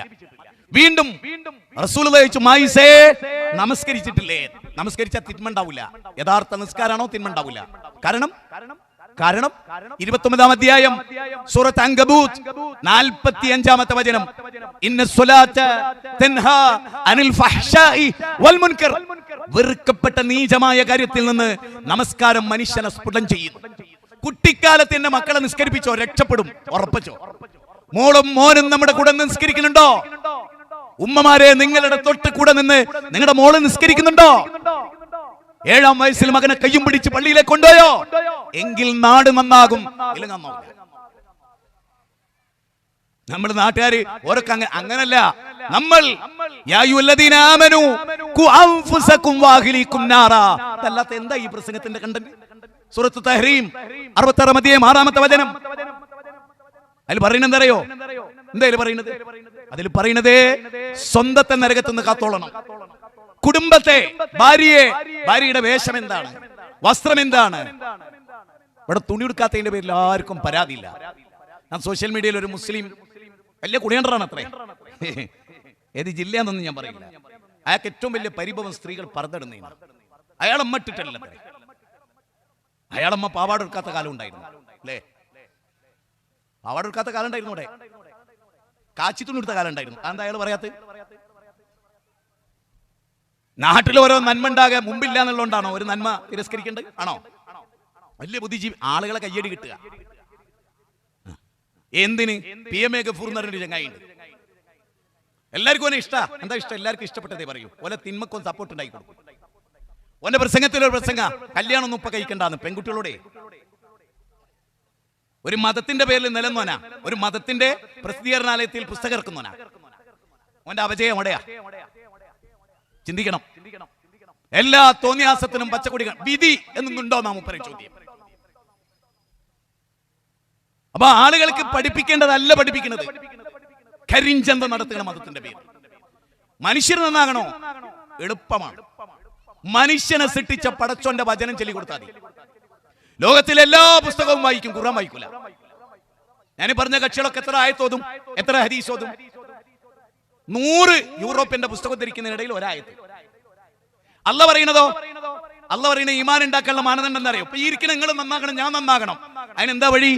അല്ല പറയാൻ, ഇന്നമൽ മുഅ്മിനൂന അല്ലദീന ഇദാ ദുകിറല്ലാഹ് വജിലത് ഖുലൂബുഹും വഇദാ തുലിയത് അലൈഹിം ആയാതുഹു സാദതുഹും ഈമാനാ വഅലാ റബ്ബിഹിം യതവക്കലൂൻ. അല്ലാഹനെ പറ്റി പ്രസ്താവിക്കപ്പെട്ടാൽ വജിലത് ഖുലൂബുഹും. അങ്ങനെ ഒരു സമൂഹം ഉണ്ടോ? വൈദാ തുലിയത് അലൈഹിം ആയാതുഹു സാദതുഹും ഈമാന. മോട്ടിവേഷൻ എന്ന് പറഞ്ഞിട്ടേ ഇപ്പൊ നടക്കണമെന്ന് മോട്ടിവേഷൻ അല്ല, ഒക്കെ കൊയനാട്ട കുത്തുന്ന ക്ലാസ്സുകളാണ്. ശ്രദ്ധിച്ചിട്ടുണ്ടോ നിങ്ങള്? നല്ല ബുദ്ധിജീവിയാന്ന് എല്ലാരും വിചാരിക്കുന്നത് അല്ല. അള്ളാഹുവിന്റെ ഗ്രന്ഥത്തിലൂടെ അന്ന് പറയുന്നത് അങ്ങനെയാ. 8-ാം അധ്യായം 2 പറയുന്നത് ആയത്തോതിയിട്ട ജനത നന്നാക്കിയെന്ന്. ഞാൻ എനിക്ക് ഓർമ്മയുണ്ട്, കേരളത്തിൽ അറിയപ്പെട്ട ഒരു പ്രാസംഗികൻ. ഞാനൊരു പ്രഭാഷണത്തിൽ പറഞ്ഞു, അല്ലാമ ഇക്ബാൽ എന്ന് പറയുന്ന മനുഷ്യൻ ജനിച്ചിട്ടില്ലായിരുന്നെങ്കിൽ നമ്മൾ എന്താക്കിയിരുന്നു? രണ്ടാൾ ജനിച്ചില്ല, പക്ഷെ ഖുർആൻ ഇവിടെ ഉണ്ടായിരുന്നല്ലോ. ഉണ്ടായിരുന്നു. ഹദീസ് ഇവിടെ ഉണ്ടായിരുന്നില്ലേ? ഉണ്ടായിരുന്നു. 3 മണിക്കൂർ പ്രസംഗിച്ചാൽ നോമ്പിന്റെ രാത്രിയിൽ എല്ലാരെയും വിളിച്ചിരുത്തി ഒരു പ്രസംഗം നടത്തിയാൽ അതിലൊരു 15 ആയത്തെങ്കിലും ഓതുക. അതൊരു ഇസ്ലാമിക സമൂഹത്തിന്റെ ഐഡന്റിറ്റി അല്ലേ അത്? യഖ്റഉൽ ഖുർആന വയുദക്കിറുൻ നാസ്. ഞാൻ തുടക്കത്തിൽ പറഞ്ഞ വാചകം, ഖുർആൻ ഓതിയിട്ട് ജനങ്ങളെ നന്നാക്കുക. അത് ഇവിടെ ഇല്ല. ഖുർആൻ ഓതിയിട്ട് ഖുർആൻ പഠിപ്പിക്കുന്ന അവസ്ഥ ഉണ്ടോ? തഖ്ദീറുൽ ഇഖ്വാൻ മിൻ തർജമത്തിൽ ഖുർആൻ എന്ന പുസ്തകം ജൂതനല്ല എഴുതിയത്, ഒരു മൈലിയാരാ. ഖുർആനിന്റെ അർത്ഥം പഠിപ്പിക്കുന്നതിനെ തൊട്ട് ജനങ്ങളെ തടുക്കുന്ന ഗ്രന്ഥം നിങ്ങൾ പഠിക്കരുത് എന്ന് പറയുന്ന ഗ്രന്ഥം നിങ്ങൾ വിചാരിക്കും ജൂതന എഴുതി അല്ല ഒരു തലയെക്കെട്ടൊരു മൊയ്ലിയാരാ. അവിടെയാ നമ്മളുള്ളത്. റസൂല് ഖുർആൻ ഓതി, റസൂല് ഖുർആൻ അവസാനിപ്പിക്കുമ്പോൾ ഒരു ജനത രൂപപ്പെട്ടു എന്നാ നെഹ്റു പറയുന്നത്. മിറാക്കിൾ ഓഫ് ദ മിറാക്കിൾ എന്നാ നെഹ്റു പറഞ്ഞു. 23 കൊല്ലം കൊണ്ട് ലോക ചരിത്രത്തിൽ തുല്യതയില്ലാത്തൊരു വിഭാഗം. അങ്ങനെ ഒരു സമൂഹം നിങ്ങൾ ആലോചിക്കുക. മായിസ്റലാൻ നബിയുടെ മുമ്പിൽ വന്ന രംഗത്തിന്റെ തുടക്കം ഞാൻ പറഞ്ഞു. ഒടുക്കെന്തായത് അദ്ദേഹം പറയുന്നുണ്ട്, നബിയെ നരകത്തിൽ വ്യഭിചാരികൾക്കുള്ള ശിക്ഷ നിങ്ങളാണ് എനിക്ക് പഠിപ്പിച്ചെന്ന്. അത് തടുക്കാനും താങ്ങാനുള്ള കരുത്ത് എനിക്കില്ല, അതുകൊണ്ട് എന്നെ എറിഞ്ഞു കൊല്ലണം. ഇനി സ്ത്രീകൾ ചിന്തിക്ക്, മറുഭാഗത്തൊരു സ്ത്രീ ഉണ്ടാവുമല്ലോ, ഒരു പുരുഷൻ വ്യഭിചരിച്ച ഒരു സ്ത്രീ ഉണ്ടാവും. റസൂൽ സല്ലല്ലാഹു അലൈഹി വസല്ലം ചോദിച്ചില്ല മായിസ് ആരാ പെണ്ണ് ചോദിച്ചില്ല. പക്ഷെ ആ പെണ്ണ് വന്നു റസൂലുള്ളാഹിന്റെ മുമ്പിൽ. മായിസ് കൊല്ലപ്പെട്ടതിന് ശേഷം ഈ വനിത വന്നു. എന്നിട്ട് ഈ വനിത പറഞ്ഞു, എന്നെ ശുദ്ധീകരിക്കണം, ഞാനാണ് മായിസിന്റെ കൂടെ ആ തെറ്റുകാരി. ഒരു കൈ മാത്രം അടിച്ച ശബ്ദം ഉണ്ടാവില്ല, ഞങ്ങൾ രണ്ടുപേരും ആ തെറ്റ് ചെയ്തു, അതിലൊരാളാണ് ഞാൻ, ഗർഭിണിയാണ് എന്നും പറഞ്ഞു. ഇനി സ്ത്രീകൾ ഓർക്ക് എന്നൊരു തെറ്റ് ചെയ്താൽ ഒരു മണിക്കൂർ കൊണ്ട് നമ്മൾ മറക്കുക, നമുക്കതൊരു വിഷയമല്ല. എന്നിട്ട് നമ്മൾ നിസ്കരിക്കേണ്ട നോമ്പ് വിൽക്കേണ്ട എല്ലാം ചെയ്യും. ഇവിടെ എന്താ സംഭവിച്ചത്? ഈ സ്ത്രീ പറയാണ്, നബി എന്നെ എറിഞ്ഞു കൊല്ലണം. അവരുടെ മനസ്സിൽ എന്തായിരുന്നു? മരണത്തിന് ശേഷമുള്ളൊരു ജീവിതത്തെ കുറിച്ചുള്ള ബോധ്യമായിരുന്നു. ഞാൻ പറയും, നിങ്ങൾ മെഡിക്കൽ കോളേജിലായാലും നമ്മുടെ വിദ്യാർത്ഥികളുടെ സമ്മേളനം വരാൻ പോവുകയാണ് മെയില്, പെരിന്തൽമണ്ണയിൽ, നമ്മുടെ തൊട്ടടുത്ത് 3/4 മണിക്കൂർ കൊണ്ട് നമ്മൾ എത്തുന്ന നമ്മുടെ പെരിന്തൽമണ്ണയിൽ. അതിലൂടെ നമ്മൾ എന്താ പറയാൻ വിചാരിക്കുന്നത്? ക്യാമ്പസിൽ നടക്കുന്ന സകലമാന കൊള്ളരുതായ്മകൾക്കെതിരെയും മാനവിക മൂല്യങ്ങൾ ഉൾക്കൊള്ളുന്ന ഒരു വിദ്യാർത്ഥി സമൂഹം, ധർമ്മബോധം പാലിക്കുന്ന ഡോക്ടർമാർ, എഞ്ചിനീയർമാർ, വിദ്യാഭ്യാസ വിചക്ഷണന്മാർ, പ്രൊഫസർമാർ നമുക്കുണ്ടാകണം. നാടിനെ സേവിക്കുന്ന പൗരന്മാരുണ്ടാകണം. സുഗതകുമാരി ടീച്ചർ പറഞ്ഞ പോലെ, മോനെ ബോംബെയിൽ നീ പഠിക്കുമ്പോ മോനെ കഞ്ചാവിന്റെ അതുപോലെ വ്യഭിചാരത്തിന്റെ തോന്നിയാസങ്ങളുടെ പറുദീസയാണ് മോനെ ബോംബെ. ഉയർന്ന ശിരസോടെ തെളിഞ്ഞ അഭിമാനത്തോടെ എന്റെ മോനെ നിനക്ക് ജീവിക്കാൻ കഴിയണം, ചുറ്റിലും അധർമ്മങ്ങൾ നിന്നെ വേട്ടയാടും മോനെ എന്ന് സുഗതകുമാരി ടീച്ചർ സ്നേഹപൂർവ്വം അമ്മ. ആ ലേഖനം ഞങ്ങളൊക്കെ പഠിച്ചിരുന്നു SLCക്ക് വർഷങ്ങൾക്ക് മുമ്പാണ്. എടവണ്ണ GHS വെച്ചാണ് ഞാൻ പഠിച്ചത്, പരീക്ഷ എഴുതിയ. ഞാനിന്ന് അവിടെ പോവും ചെയ്തിട്ടുണ്ട്. അവിടെ എൻ്റെ കൂടെ പഠിച്ച ഒരു സുഹൃത്തിന്റെ മകളുടെ കല്യാണത്തെ അറ്റൻഡ് ചെയ്യാം. ഞാൻ പറയുന്നത്, നമ്മളൊക്കെ അത് പഠിച്ചിരുന്നു. അതുകൊണ്ട് തന്നെ അക്കാലഘട്ടത്തിൽ ജനിച്ചവർ ഒരുപാട് തിന്മകളിൽ രക്ഷപ്പെട്ട് ജീവിക്കുന്നവരാണ്. എന്നാൽ ഇന്ന് നമ്മുടെ മക്കൾ എന്താകും? എന്റെയും നിങ്ങളുടെയും മക്കൾ എന്താകും? ആ സ്ത്രീ, അപ്പൊ നബി സല്ലല്ലാഹു അലൈഹി വസല്ലം ആ സ്ത്രീയോട് പറഞ്ഞു, നീ ഗർഭിണിയാണ്, പ്രസവിച്ചിട്ട് വരാൻ പറഞ്ഞു. നോക്കണേ, 10 മാസം കഴിഞ്ഞിട്ടാണല്ലോ പ്രസവം. അപ്പോഴും ഈ സ്ത്രീ 10 മാസം കടന്നു പോകാൻ ദുആ ചെയ്യുക. ഇതിന് ശിക്ഷ ഏറ്റുവാങ്ങാൻ ദുനിയാവെന്ന് പരലോകത്തെ ശിക്ഷ സഹിക്കാൻ പറ്റാത്തതുകൊണ്ട് ആലോചിക്കാനാണ്. പരലോകത്തെ ശിക്ഷ സഹിക്കാനാവാത്തത് കൊണ്ട് എന്നിട്ട് പ്രസവിച്ചിട്ട് ചോരക്കുഞ്ഞിനെയുമായി റസൂലുള്ളാഹി സ്വല്ലല്ലാഹു അലൈഹി വസല്ലം മുമ്പിൽ വന്നു. അവര് ശിക്ഷ നടപ്പാക്കണമെന്ന് പറഞ്ഞു. റസൂൽ പറഞ്ഞു, പറ്റില്ല, ചെറിയ കുട്ടിയാണ്, മുല കൊടുക്കേണ്ട പ്രായമാണ്, അവന്റെ അവകാശമാണ്, ഉമ്മ കൊടുക്കേണ്ടതാണ്, ഉമ്മയുടെ ബാധ്യതയാണ്. അതുകൊണ്ട് കുട്ടിക്ക് 2 കൊല്ലം മുല കൊടുക്കാൻ പറഞ്ഞു. അപ്പൊ 2 വർഷവും 10 മാസവും കഴിഞ്ഞു. ആ കുട്ടിയുടെ വായിൽ ഒരു റൊട്ടി കഷ്ണം വെച്ചുകൊണ്ട് ആ സ്ത്രീ വന്നു. ഇനി രക്ഷയില്ല, ആ സ്ത്രീ എറിഞ്ഞു. പേടിയായിരുന്നു അവർക്ക് പരലോകം, നരകത്തെ കുറിച്ച് ഭയപ്പാടായിരുന്നു. അതാണ്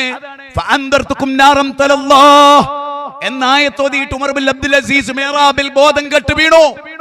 ആളുകൾ ചുറ്റിലും ചെന്നു. എന്നിങ്ങനെ പറഞ്ഞുകൊണ്ടിരുന്നു. ഇതാ വക്കയത്തുൽ വാഖിയ വായിച്ചിട്ട് 1 മാസക്കാലത്തോളമാണ്, അതോ സൂറത്ത് തൂറോ എനിക്ക് സംശയമുണ്ട്, ഉമർ ഇബ്നുൽ ഖത്താബ് റളിയല്ലാഹു അൻഹു പനിച്ചത്. നരകത്തെക്കുറിച്ച്, സ്വർഗത്തെക്കുറിച്ച്, ഒറ്റപ്പെടുന്നതിനെ കുറിച്ച് ഓർത്തിട്ട് ഭാര്യയുടെ മടിത്തട്ടിൽ തലവെച്ച് കരഞ്ഞുകൊണ്ട്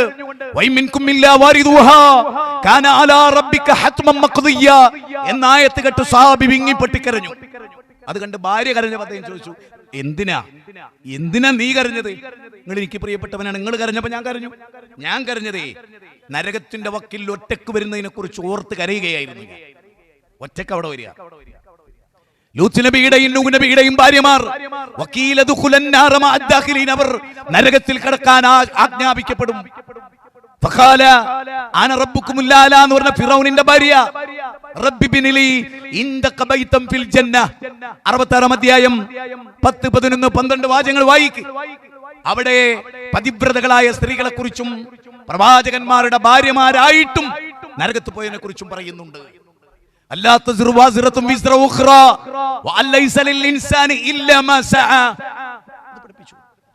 ഒരാളുടെ പാപഭാരവും മറ്റൊരാൾ ചുമക്കാത്ത ലോകം വരാനുണ്ട്. ആളുകൾ പടച്ചൊന്ന ഈ ശരീരം, ഹാർട്ട്, ലിവർ, കിഡ്നി, ഹൃദയത്തിലേക്കുള്ള വാൽവ്, ജീവിതം മുഴുവനും നന്മയ്ക്ക് വേണ്ടി ഒഴിഞ്ഞു വെച്ച മനുഷ്യനായിരുന്നു ഹാരിസ് ബിൻ സലീം. രോഗിയായി വിശ്രമത്തിലാണ്. ഹാർട്ടിലേക്കുള്ള രക്തക്കൊഴലിൽ സംഭവിച്ചിട്ടുള്ള ഒരു രോഗം കൊണ്ട് അദ്ദേഹത്തിന് സംസാരിക്കാനാകാത്ത അവസ്ഥ. നന്മ മാത്രം ലോകത്തോട് സംസാരിച്ചു അദ്ദേഹം. ഞാൻ പറയുന്നത്, ഈ അവയവങ്ങളോട് രചനാപരമായി പെരുമാറാനുള്ള അവകാശം നമുക്കുണ്ട്. വലാത്തക്തുലു അൻഫുസക്കും, നിങ്ങളുടെ നഫ്സിനെ നിങ്ങൾ കൊല്ലരുത്.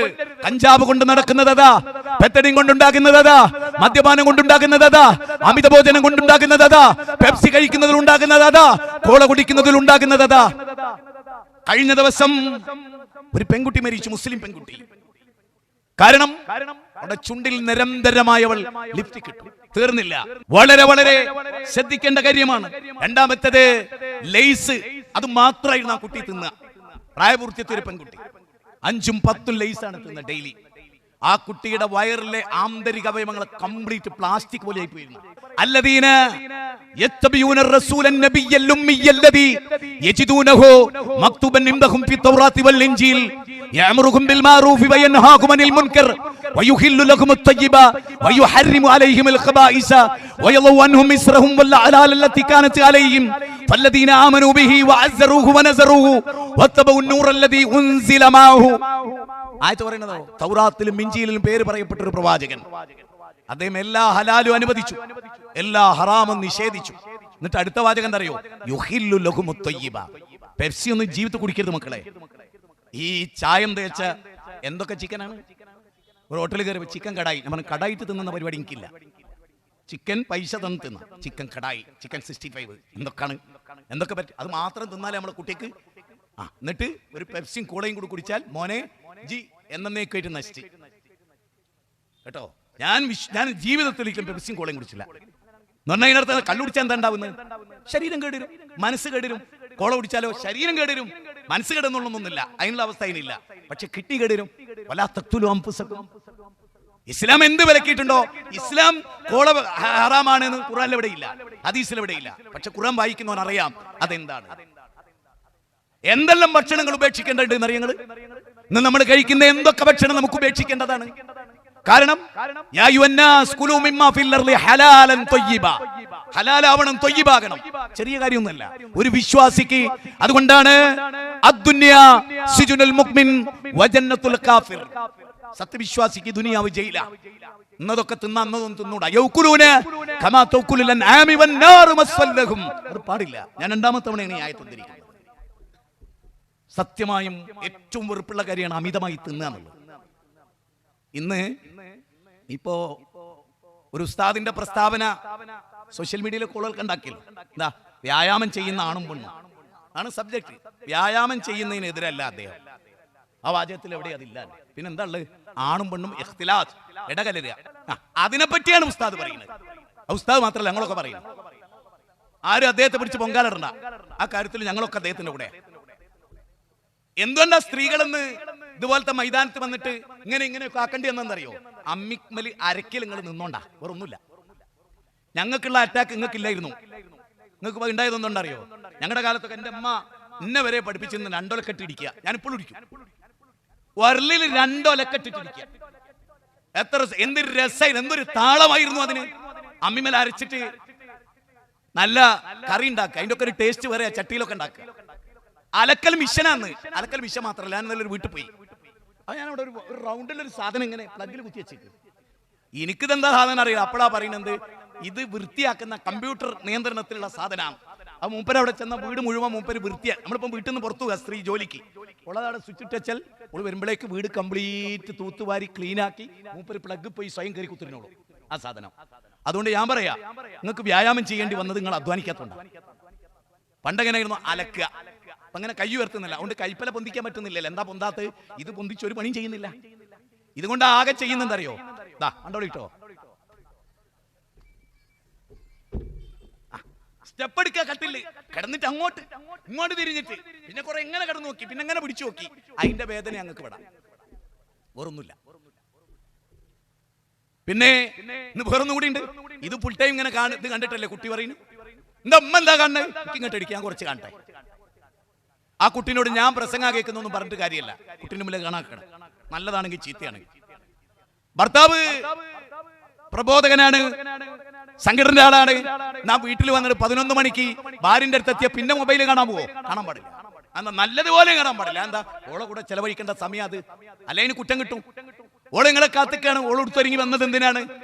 നിങ്ങളിൽ നിന്ന് കിട്ടേണ്ട അവകാശമൊക്കെ കിട്ടണം. അപ്പൊ നിങ്ങളെ മനസ്സിൽ ഓളുണ്ടാവില്ല, ഓളെ മനസ്സിൽ നിങ്ങൾ ഉണ്ടാവില്ല. അപ്പൊ ഒക്കെ തോന്നുന്നു അത്യാവശ്യം മിണ്ടി പറയുന്ന ഒരുത്തനെ വിളിച്ചാൽ എന്താ? അപ്പൊ നിങ്ങളില്ലാത്തപ്പോൾ വിളിക്കും. ഇതന്നെ. ഇത് മനസ്സിലാകുന്നുണ്ടോ നിങ്ങൾക്ക്? മനസ്സിലാകുന്നില്ലെങ്കിലേ നിങ്ങൾ ഇറങ്ങിയാണ് നടന്നുകൂടി. എന്നിട്ട് എത്തുന്നിടത്ത് പോയി അങ്ങ് ഇരുന്നാളി. ഇതെന്തുകൊണ്ട്? ഭാര്യനോട് 1 മിനിറ്റ്, ഓഫീസിലെ പെണ്ണിനോട് 1.5 മണിക്കൂർ. പിന്നോട് മറ്റോനെ എടുത്ത് പോകില്ലേ? ഓൾ ഓഫീസിൽ മറ്റോണ്ട് കൊഞ്ചുണ്ട്, പിന്നെ ഓഫീസിൽ മറ്റോളോടും കൊഞ്ചുണ്ട്. അപ്പം മൂപ്പത്തിക്ക് എന്താ പറയാ? മൂപ്പരിങ്ങനെ കൊഞ്ചുണ്ട്, മൂപ്പർക്ക് എന്താ പറയാ? ഓളും കൊഞ്ചുണ്ട്. ഒരു മ്യൂച്വൽ അണ്ടർസ്റ്റാൻഡിങ്. മക്കളും അങ്ങനെ തന്നെ. മക്കളിപ്പോൾ അവസ്ഥ എന്താ അറിയോ? മക്കൾ മുറ്റടിച്ചു തരും. ഇപ്പോൾ മക്കൾ സ്വന്തം ഡ്രസ്സ് അലക്കുവോ? വേണ്ട. ഉമ്മ വിളമ്പി വെച്ചത് മേലേന്ന് മട്ടുപ്പാവെന്ന് ഇറങ്ങിയെന്ന് മര്യാദയ്ക്ക് തിന്നുവോ? അതുമില്ല. സത്യല്ലേ? അങ്ങനെ ചിരിക്കുന്നത് സത്യല്ലേ? എത്ര തവണ വിളിക്കണം നിങ്ങളെ മക്കള്?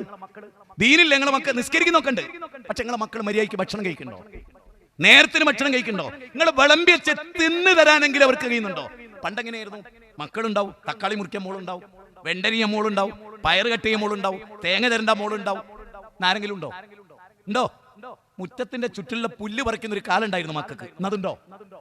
അവരെ ഡ്രസ്സ് വൈകുന്നേരം വന്നാൽ അവർ അയച്ച് അതിലിടല്ലേ ചെയ്യുക. അവരലക്കി കുളിച്ചിട്ടാണ് വീട്ടിലേക്ക് മഗ്‌രിബിന് കയറിയിരുന്നത്. എന്നിട്ട് ഖുർആൻ ഓതി നിസ്കരിച്ച് എന്തൊരു ഐശ്വര്യം ഉണ്ടായിരുന്നു അതിന്. അതുണ്ടോ? അതുണ്ടോ? പറഞ്ഞോളൂ. അതുണ്ടോ? സ്വന്തം വീട്ടിൽ അതുണ്ടോ?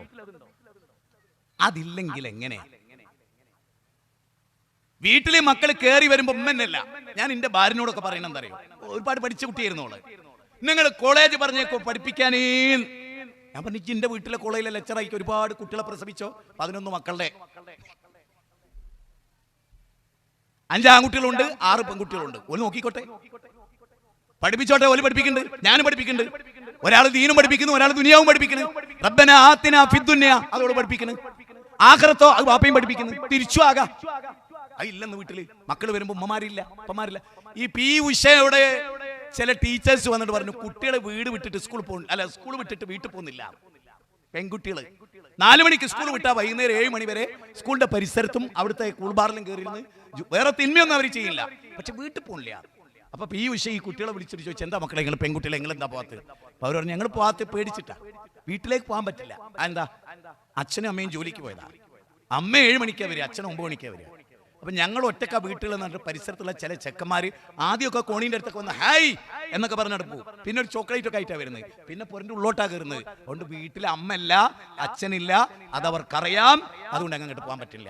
അപ്പൊ ആരാണ് ഈ കുട്ടികളെ സ്കൂൾ വിട്ടിട്ടും വീട്ടിൽ പോകുന്നതിനെ പേടിപ്പിക്കുന്നത്? ആരാ? ആ വീട്ടിന്റെ ഉമ്മ, ആ വീട്ടിന്റെ അമ്മ. ഞാൻ പറയും നിങ്ങൾ ഈ ചങ്ങായി വിദ്യാഭ്യാസത്തിനെതിരാണ്, പെണ്ണ് ജോലിക്ക് പോകുന്നതിനെതിരാണ്. അങ്ങനല്ല, അങ്ങനെ മനസ്സിലാക്കണം. അങ്ങനെ മനസ്സിലാക്കണം. അവനവന്റെ മക്കളെ കുറിച്ചൊരു കാര്യബോധം ഉണ്ടാവണം. നിങ്ങൾക്ക് എവിടെ നേരം ഉണ്ടാവുക? നിങ്ങൾ തന്നെ ചിന്തിക്കും. നിങ്ങൾ വൈകുന്നേരം വന്ന് തച്ചു വെച്ച് നിങ്ങൾ ജോലി കഴിഞ്ഞ് വന്നാലും നിങ്ങൾക്ക് ജോലി തന്നെയല്ലേ? 4 മണിക്ക് ജോലി കഴിഞ്ഞ് 4:30 ആകുമ്പോഴേക്ക് ഭർത്താവ് വീട്ടിലെത്തി. ഇനി നിങ്ങൾ 5 മണിക്ക് എത്തിയെന്ന് വിചാരിക്കുക.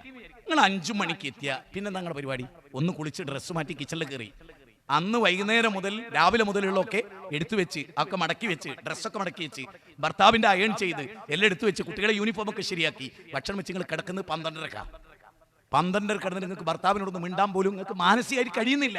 എന്നിട്ട് നിങ്ങൾ രാവിലെ 4 മണിക്ക് എണീച്ചു പോവുക. എന്തിനാണ്? ഇപ്പൊ എന്താ പറയുന്നത്? റഷ്യ എന്താ പറയുന്നത്? പെണ്ണുങ്ങളോട് പറയാ വീട്ടിലിരുന്ന് അത് ഈ ജോലിക്ക് പോകണ്ട, പെറ്റ് കുട്ടിക്കോ പൈസ ഞങ്ങൾ തരുമോ? എന്താ? ആണുങ്ങളില്ല, യുവാക്കളില്ല.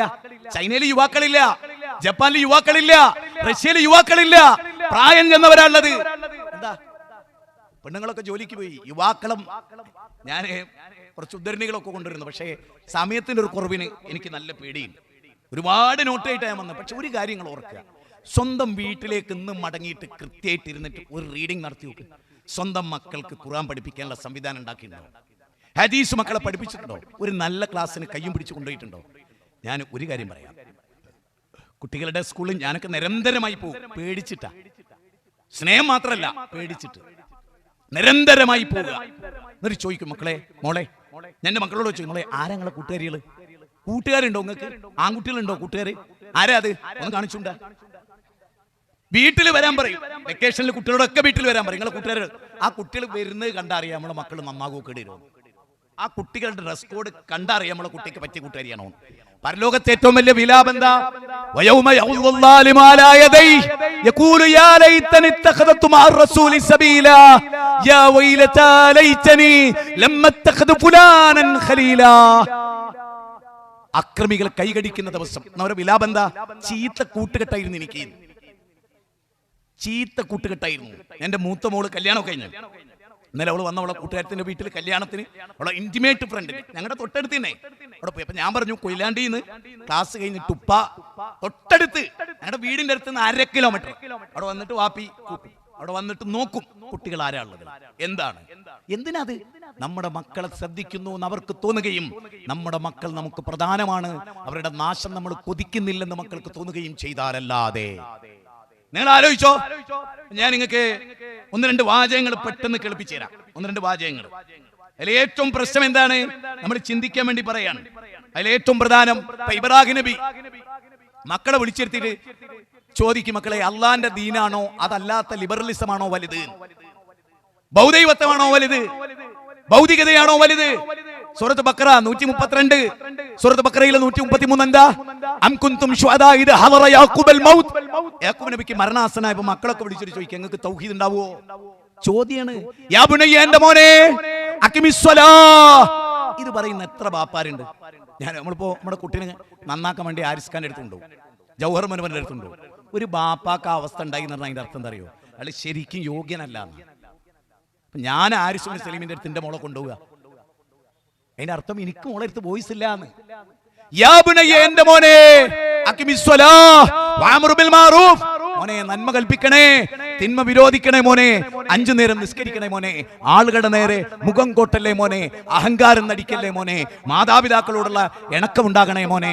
മോനെ ഇന്ന ശിർക ലദുൽമുൻ അദീം, ശിർക്കാണ് മോനെ ഏറ്റവും വലിയ പാതകം. ഇതൊക്കെ പഠിപ്പിച്ചു കൊടുക്കും ഒരു ബാപ്പ. 31-ാം അധ്യായം 13 മുതൽ 19 വരെയുള്ള വചനം നമ്മൾ പഠിപ്പിച്ചു നമ്മുടെ മക്കളെ. ഇബ്രാഹിം നബി പറയാണ്, അല്ലാഹ് ഇന്ദ ബൈതിക്കൽ മുഹറം, ഈ പരിശുദ്ധ കഅബത്തിന്റെ അടുത്ത് ഞാൻ എന്റെ മോനെ താമസിപ്പിച്ചെന്തിനാ? ഒന്ന് നിസ്കരിക്കുന്നവനാകാനാണ്. നമ്മളോ? നമുക്ക് എവിടെ ആയാലും ബാംഗ്ലൂർ പറഞ്ഞ നിസ്കാര പള്ളി ഉണ്ടോ നോക്കിയിട്ടില്ല. നിങ്ങൾക്കറിയോ ബാംഗ്ലൂരൊക്കെ ഉള്ള പെൺകുട്ടികളുടെ അവസ്ഥ അറിയോ? ഞാനിവിടെ ഖുതുബ നടത്തിയിട്ടുണ്ട് ബാംഗ്ലൂര്. അവിടെ കുറച്ചു കാലം ജീവിച്ചിട്ടുണ്ട്. ഒരു ചെറിയ കുഞ്ഞു റൂമിലെ ഒരു ചെറിയ കട്ടിലാണ് നിങ്ങളെ മോളും വേറൊരു സമുദായത്തിൽപ്പെട്ട ചെക്കനും ഒന്നിച്ച് കിടക്കുന്നത്.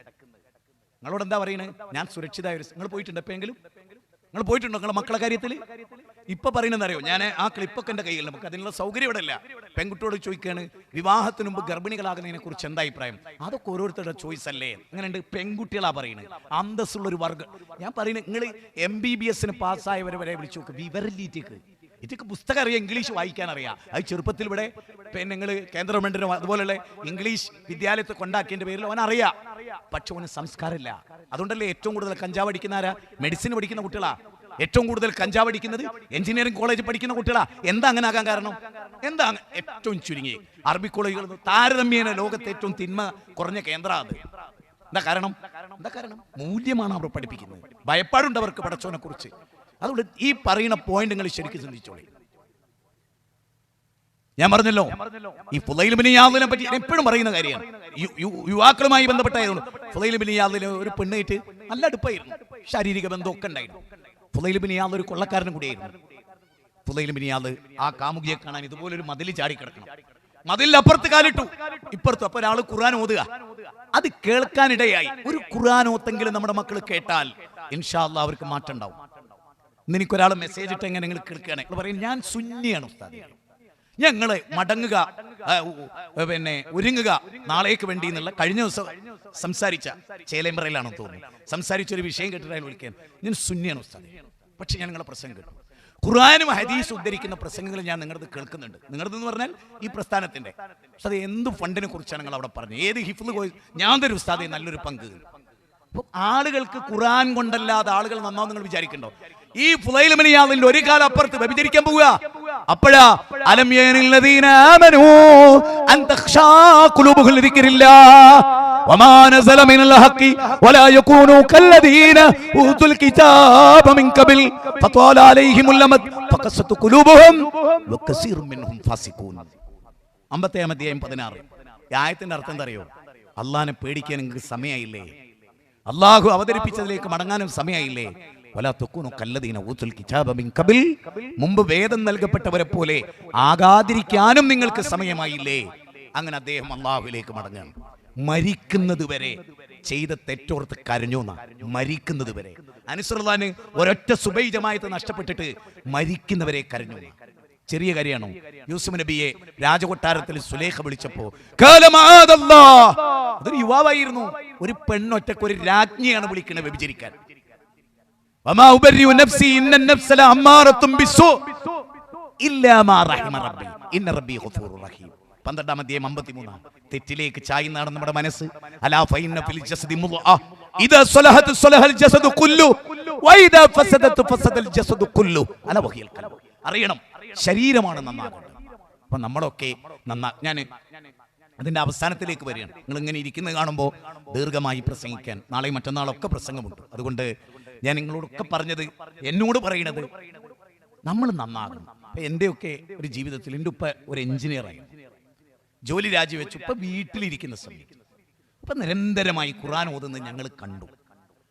എനിക്ക് ചെറിയ വയസ്സുള്ളപ്പോൾ എൻ്റെ മനസ്സിൽ ഇപ്പോഴും ഓർമ്മയുണ്ട്. ഒരു 3 വയസ്സൊക്കെ ഉള്ള സമയത്ത് പോലും ഉപ്പ ഒരു തലയാണം ഇങ്ങനെ എടുത്തു വെച്ചിട്ട് അതിൻ്റെ ഒരു ഭാഗത്ത് ഒരു ഖുർആൻ ഇങ്ങനെ മറച്ചിട്ട് കുഞ്ഞായ എന്നെ ആ തലയാണയിലേക്ക് ചരിച്ചു വെച്ചിട്ട് ഉപ്പ ഇങ്ങനെ ഓതും. ഇന്നും ആ കാഴ്ച എനിക്ക് സുലഭമാണ്. ഉപ്പ ഖുർആൻ ഓതാത്ത ഒരൊറ്റ ദിവസവും എൻ്റെ കണ്ണിലൂടെ കടന്നു പോയിട്ടില്ല. ഞാൻ എപ്പം എൻ്റെ വീട്ടിലേക്ക് കയറി വന്നാലും ഒന്നുകിൽ നേർപ്പദം വായിക്കുന്നുണ്ടാവും, ഇല്ലേ ഖുർആൻ വായിക്കുന്നുണ്ടാവും, ഇല്ല മാന്യമുലയുടെ പരിപാടി. ഇത് കണ്ടിട്ടാണ് ഞങ്ങളൊക്കെ വളർന്നു. എൻ്റെ അനുജൻ സിറാജുൽ ഇസ്ലാം, ഞങ്ങളൊക്കെ വളർന്നു. ഞാൻ ഇത് പറയും, എത്രയോ മാതാപിതാക്കൾ ഇവിടെ ഇരിക്കുന്നുണ്ട്, അവരെ കണ്ട അവരുടെ മക്കൾ വളർന്നു അല്ലേ? ഇതിന് സാഹചര്യം വീട്ടിൽ ഒരുക്കിയിട്ടില്ലെങ്കിൽ നമ്മുടെ വീട് നന്നാവുമോ?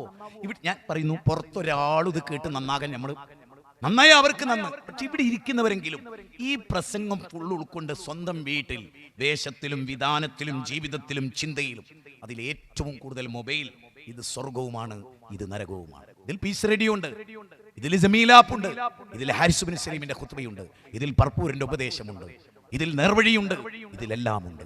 അതോടൊപ്പം എല്ലാ വൃത്തികേടും ഇതിലുണ്ട്. ഇന്ന സമഅ വൽ ബസറ വൽ ഫുആദ കുല്ലു ഉലൈക കാന അൻഹു മസ്ഊല. എന്ത് കേട്ടു, എന്ത് കണ്ടു, എന്ത് ചിന്തിച്ചു? 24 മണിക്കൂറിനെ നമ്മൾ എങ്ങനെ ഉപയോഗിച്ചു? ആലോചിച്ചു നോക്കൂ. ഒരു മഹാപണ്ഡിതൻ ഉണ്ടായിരുന്നു ഹറമിൽ. ആ പണ്ഡിതനെ സംബന്ധിച്ചിടത്തോളം 8 മണിക്കൂറാണ് അദ്ദേഹം വായിക്കാൻ വേണ്ടി എടുത്തിരുന്നത്. 8 മണിക്കൂർ ഇബാദത്തിന്, 8 മണിക്കൂർ കുടുംബത്തെ പോറ്റുന്നതിന് വേണ്ടി, 24 മണിക്കൂർ. ഒരു മൈക്രോ സെക്കൻഡും അദ്ദേഹം നഷ്ടപ്പെടുത്തിയില്ല.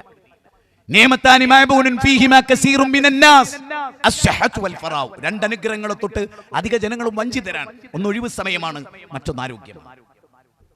യൂത്ത് കോൺക്ലേവ് വരാൻ പോകുന്നു, നമ്മുടെ വിദ്യാർത്ഥി സമ്മേളനം നടക്കാൻ പോകുന്നു, നമ്മുടെ യൂത്തിന്റെയും വിദ്യാർത്ഥി സംഘടനകളുടെയും ബഹുമുഖങ്ങളായ പരിപാടി നടക്കും. ഡയലോഗ് കഴിഞ്ഞിരിക്കുന്നു. കോട്ടയത്ത് മറ്റന്നാൾ ഫാമിലി കോൺഫറൻസ് ആണ്. അതേ ദിവസം വടകരയിൽ യൂത്ത് കോൺക്ലേവ് ആണ്. കോഴിക്കോട് നോർത്തിന്റെ പല ജില്ലകളിലും അത് നടക്കുന്നു. ഫെബ്രുവരിയിൽ എടവണ്ണ വെച്ച് ഈ ജില്ലയുടെ കോൺക്ലേവ് നടക്കുന്നു. ഒരുപാട് പരിപാടികൾ വരാൻ നമ്മൾ പങ്കാളികളാണോ? നല്ലത് കേൾക്കാൻ നമ്മൾ പോകുന്നുണ്ടോ?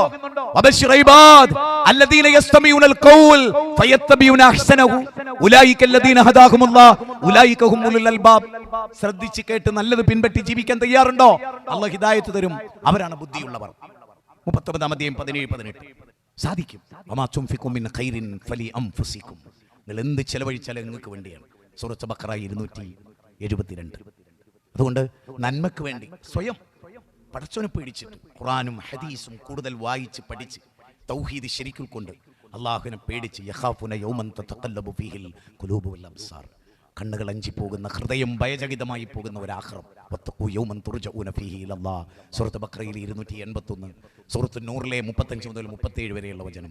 ഫഅമ്മാ മൻ ഖാഫ മഖാമ റബ്ബി, ഖുർആനിലെ 79-ാം 40-ാമത്തെ വചനം അല്ലേ? ഫമൻ കാന യർജു ലിഖാഅ റബ്ബി ഫലിയഅമൽ അമലൻ സാലിഹ. 18-110. പടച്ചവനെ കണ്ടുമുട്ടുന്ന പേടിക്കുന്ന ഒരു ദിവസം. ഇന്ന റബ്ബക ലബിൽ മിർസാദ്. പതിസ്ഥാനത്തിരുന്ന് റബ്ബ് കാണുന്നു എന്ന ബോധം, മായിസിനുണ്ടായ ബോധം, യൂസുഫ് നബിക്കുണ്ടായ ബോധം, അള്ളാഹുവിനെ പേടിച്ചവരുടെ ജീവിതം അള്ളാഹ് കാണും, അള്ളാഹ് അറിയും എന്ന് സ്ത്രീകളും കുട്ടികളും ഒക്കെ വിചാരിക്കുന്ന ഒരു ലോകത്ത് പ്രേമമുണ്ടാകുമോ? പ്രേമിച്ച കാമുകനെ കഷായത്തിൽ മാരക വിഷം കൊടുത്ത് അഭിനയിക്കുന്ന റാങ്ക് നേടിയ വിദ്യാർത്ഥിനി, അതല്ലേ അതല്ലേ നമ്മൾ ഇന്നലെയും ഞാൻ നോക്കി കേട്ടുകൊണ്ടിരിക്കുന്നത്, അതല്ലേ നമ്മൾ ഇന്ന് കണ്ടുകൊണ്ടിരിക്കുന്നത്. നമ്മുടെ മക്കൾ എന്തൊരവസ്ഥയാണ് അവരുടെ സ്കൂൾ ജീവിതം അല്ലേ. മദ്രസയിൽ അത് കിട്ടുമോ? കിട്ടൂല എന്ന് ഉറപ്പാണ്. സ്കൂളോ അത് കിട്ടുന്നുണ്ട്. എന്താ? മദ്രസ കിട്ടൂല എന്ന് ഉറപ്പാണ്, സ്കൂൾ കിട്ടുന്ന ഉറപ്പാണ്. എന്താ അങ്ങനെ ആയത്? വിദ്യാഭ്യാസത്തിനൊന്നും ഒരു ലക്ഷ്യമില്ലാതായി പോകുന്നു എന്നുള്ളതാണ്.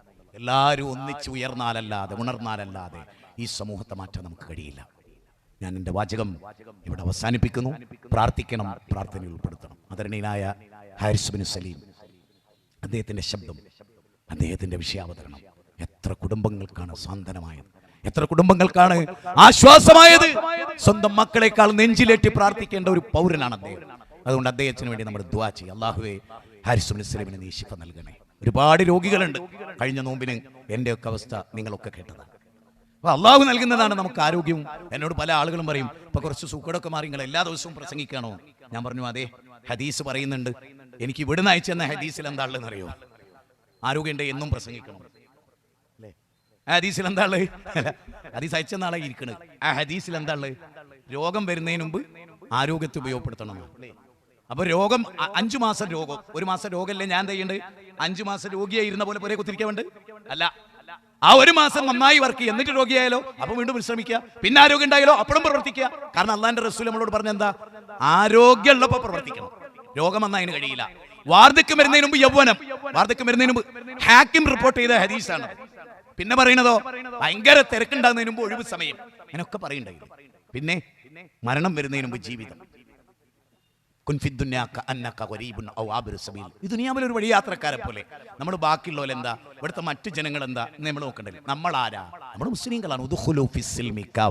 സൂറത്ത് ബഖറ 208. ഇസ്ലാമിലേക്ക് പൂർണ്ണമായിട്ട് വരിക എന്നുള്ളതാണ് നമ്മൾ ചെയ്യണം. അതുകൊണ്ട് നമ്മുടെ ജീവിതത്തെ ശുദ്ധീകരിക്കുക. അങ്ങനെ നമ്മുടെ രാജ്യത്തിന്റെ നിയമത്തെയും എല്ലാറ്റിനെയും പാലിച്ച് നമ്മുടെ മക്കളെയൊക്കെ പ്രത്യേകം ശ്രദ്ധിച്ച് എല്ലാ തിന്മകളിൽ നിന്നും വിട്ടുനിൽക്കാൻ ശ്രമിച്ച് നമ്മൾ മുന്നേറുക. അള്ളാഹു നമ്മെ അനുഗ്രഹിക്കുമാറാകട്ടെ. എല്ലാവിധ തിന്മകളിൽ നിന്നും അള്ളാഹു നമ്മെ കാത്തുരക്ഷിക്കുമാറാകട്ടെ. നാളെ മഹ്ശറയിൽ എരിപൊരുകൊള്ളുന്ന വെയിലത്ത് അർശിന്റെ തണം നൽകി അള്ളാഹു നമ്മെ അനുഗ്രഹിക്കുമാറാകട്ടെ. സത്യത്തിന്റെ സൽപാന്താവിലൂടെ ജീവിച്ച് മരിക്കാനുള്ള തൗഫീഖ് അള്ളാഹു നൽകുമാറാകട്ടെ. സ്വന്തം കുടുംബത്തിലും വ്യക്തി ജീവിതത്തിലും പരിവർത്തനമുണ്ടാക്കാൻ ഇത്തരം ക്ലാസുകൾ ഉപകാരദായകമായി ഭവിക്കുമാറാകട്ടെ. പലസ്തീനിലും പരിസര പ്രദേശങ്ങളിലും പ്രയാസം അനുഭവിക്കുന്നവർക്ക് അള്ളാഹു ആശ്വാസം നൽകട്ടെ. ലോസ് ഏഞ്ചലൻസിലും കാലിഫോർണിയയിലും നിരപരാധികളായ ഒരുപാട് ആളുകളുണ്ട്. അവർക്ക് വേണ്ടിയും നമ്മൾ പ്രാർത്ഥിക്കണം. നമ്മളെ സംബന്ധിച്ചിടത്തോളം കാരുണ്യമാണ് മുഖമുദ്ര. അള്ളാഹുവിന് അവൻ്റെ അടിമകളെ ശിക്ഷിക്കാൻ അവകാശമുണ്ട്, അതിൽ ആനന്ദിക്കാൻ നമുക്ക് അവകാശമില്ല. സർവശക്തനായ പടച്ചതമ്പുരാൻ്റെയിലേക്ക് ഖേദിച്ചു മടങ്ങുകയും പ്രാർത്ഥിക്കുകയും പശ്ചാത്തപിക്കുകയും പൊറുക്കലിനെ തേടുകയും വീടിനെ ശുദ്ധീകരിക്കുകയും സ്വന്തത്തെയും കുടുംബത്തെയും നരകത്തെ തൊട്ട് കാക്കുകയും ചെയ്യുക. അള്ളാഹു നമുക്ക് ഖൈർ നൽകുമാറാകട്ടെ. റബ്ബനാ തഖബ്ബൽ മിന്നാ ഇന്നക അൻതസ് സമീഉൽ അലീം വതുബ് അലൈനാ ഇന്നക അൻതത് തവ്വാബുർ റഹീം. റബ്ബനാ ഇഗ്ഫിർ ലനാ വലിഇഖ്വാനിന الذين سبقونا بالإيمان ولا تجعل في قلوبنا غلا للذين آمنوا ربنا إنك رؤوف رحيم. اللهم يا مقلب القلوب ثبت قلوبنا على دينك. ربنا آتنا في الدنيا حسنة وفي الآخرة حسنة وقنا عذاب النار. وصلى الله وسلم على نبينا محمد وآله وصحبه أجمعين والحمد لله رب العالمين. السلام عليكم ورحمة الله وبركاته.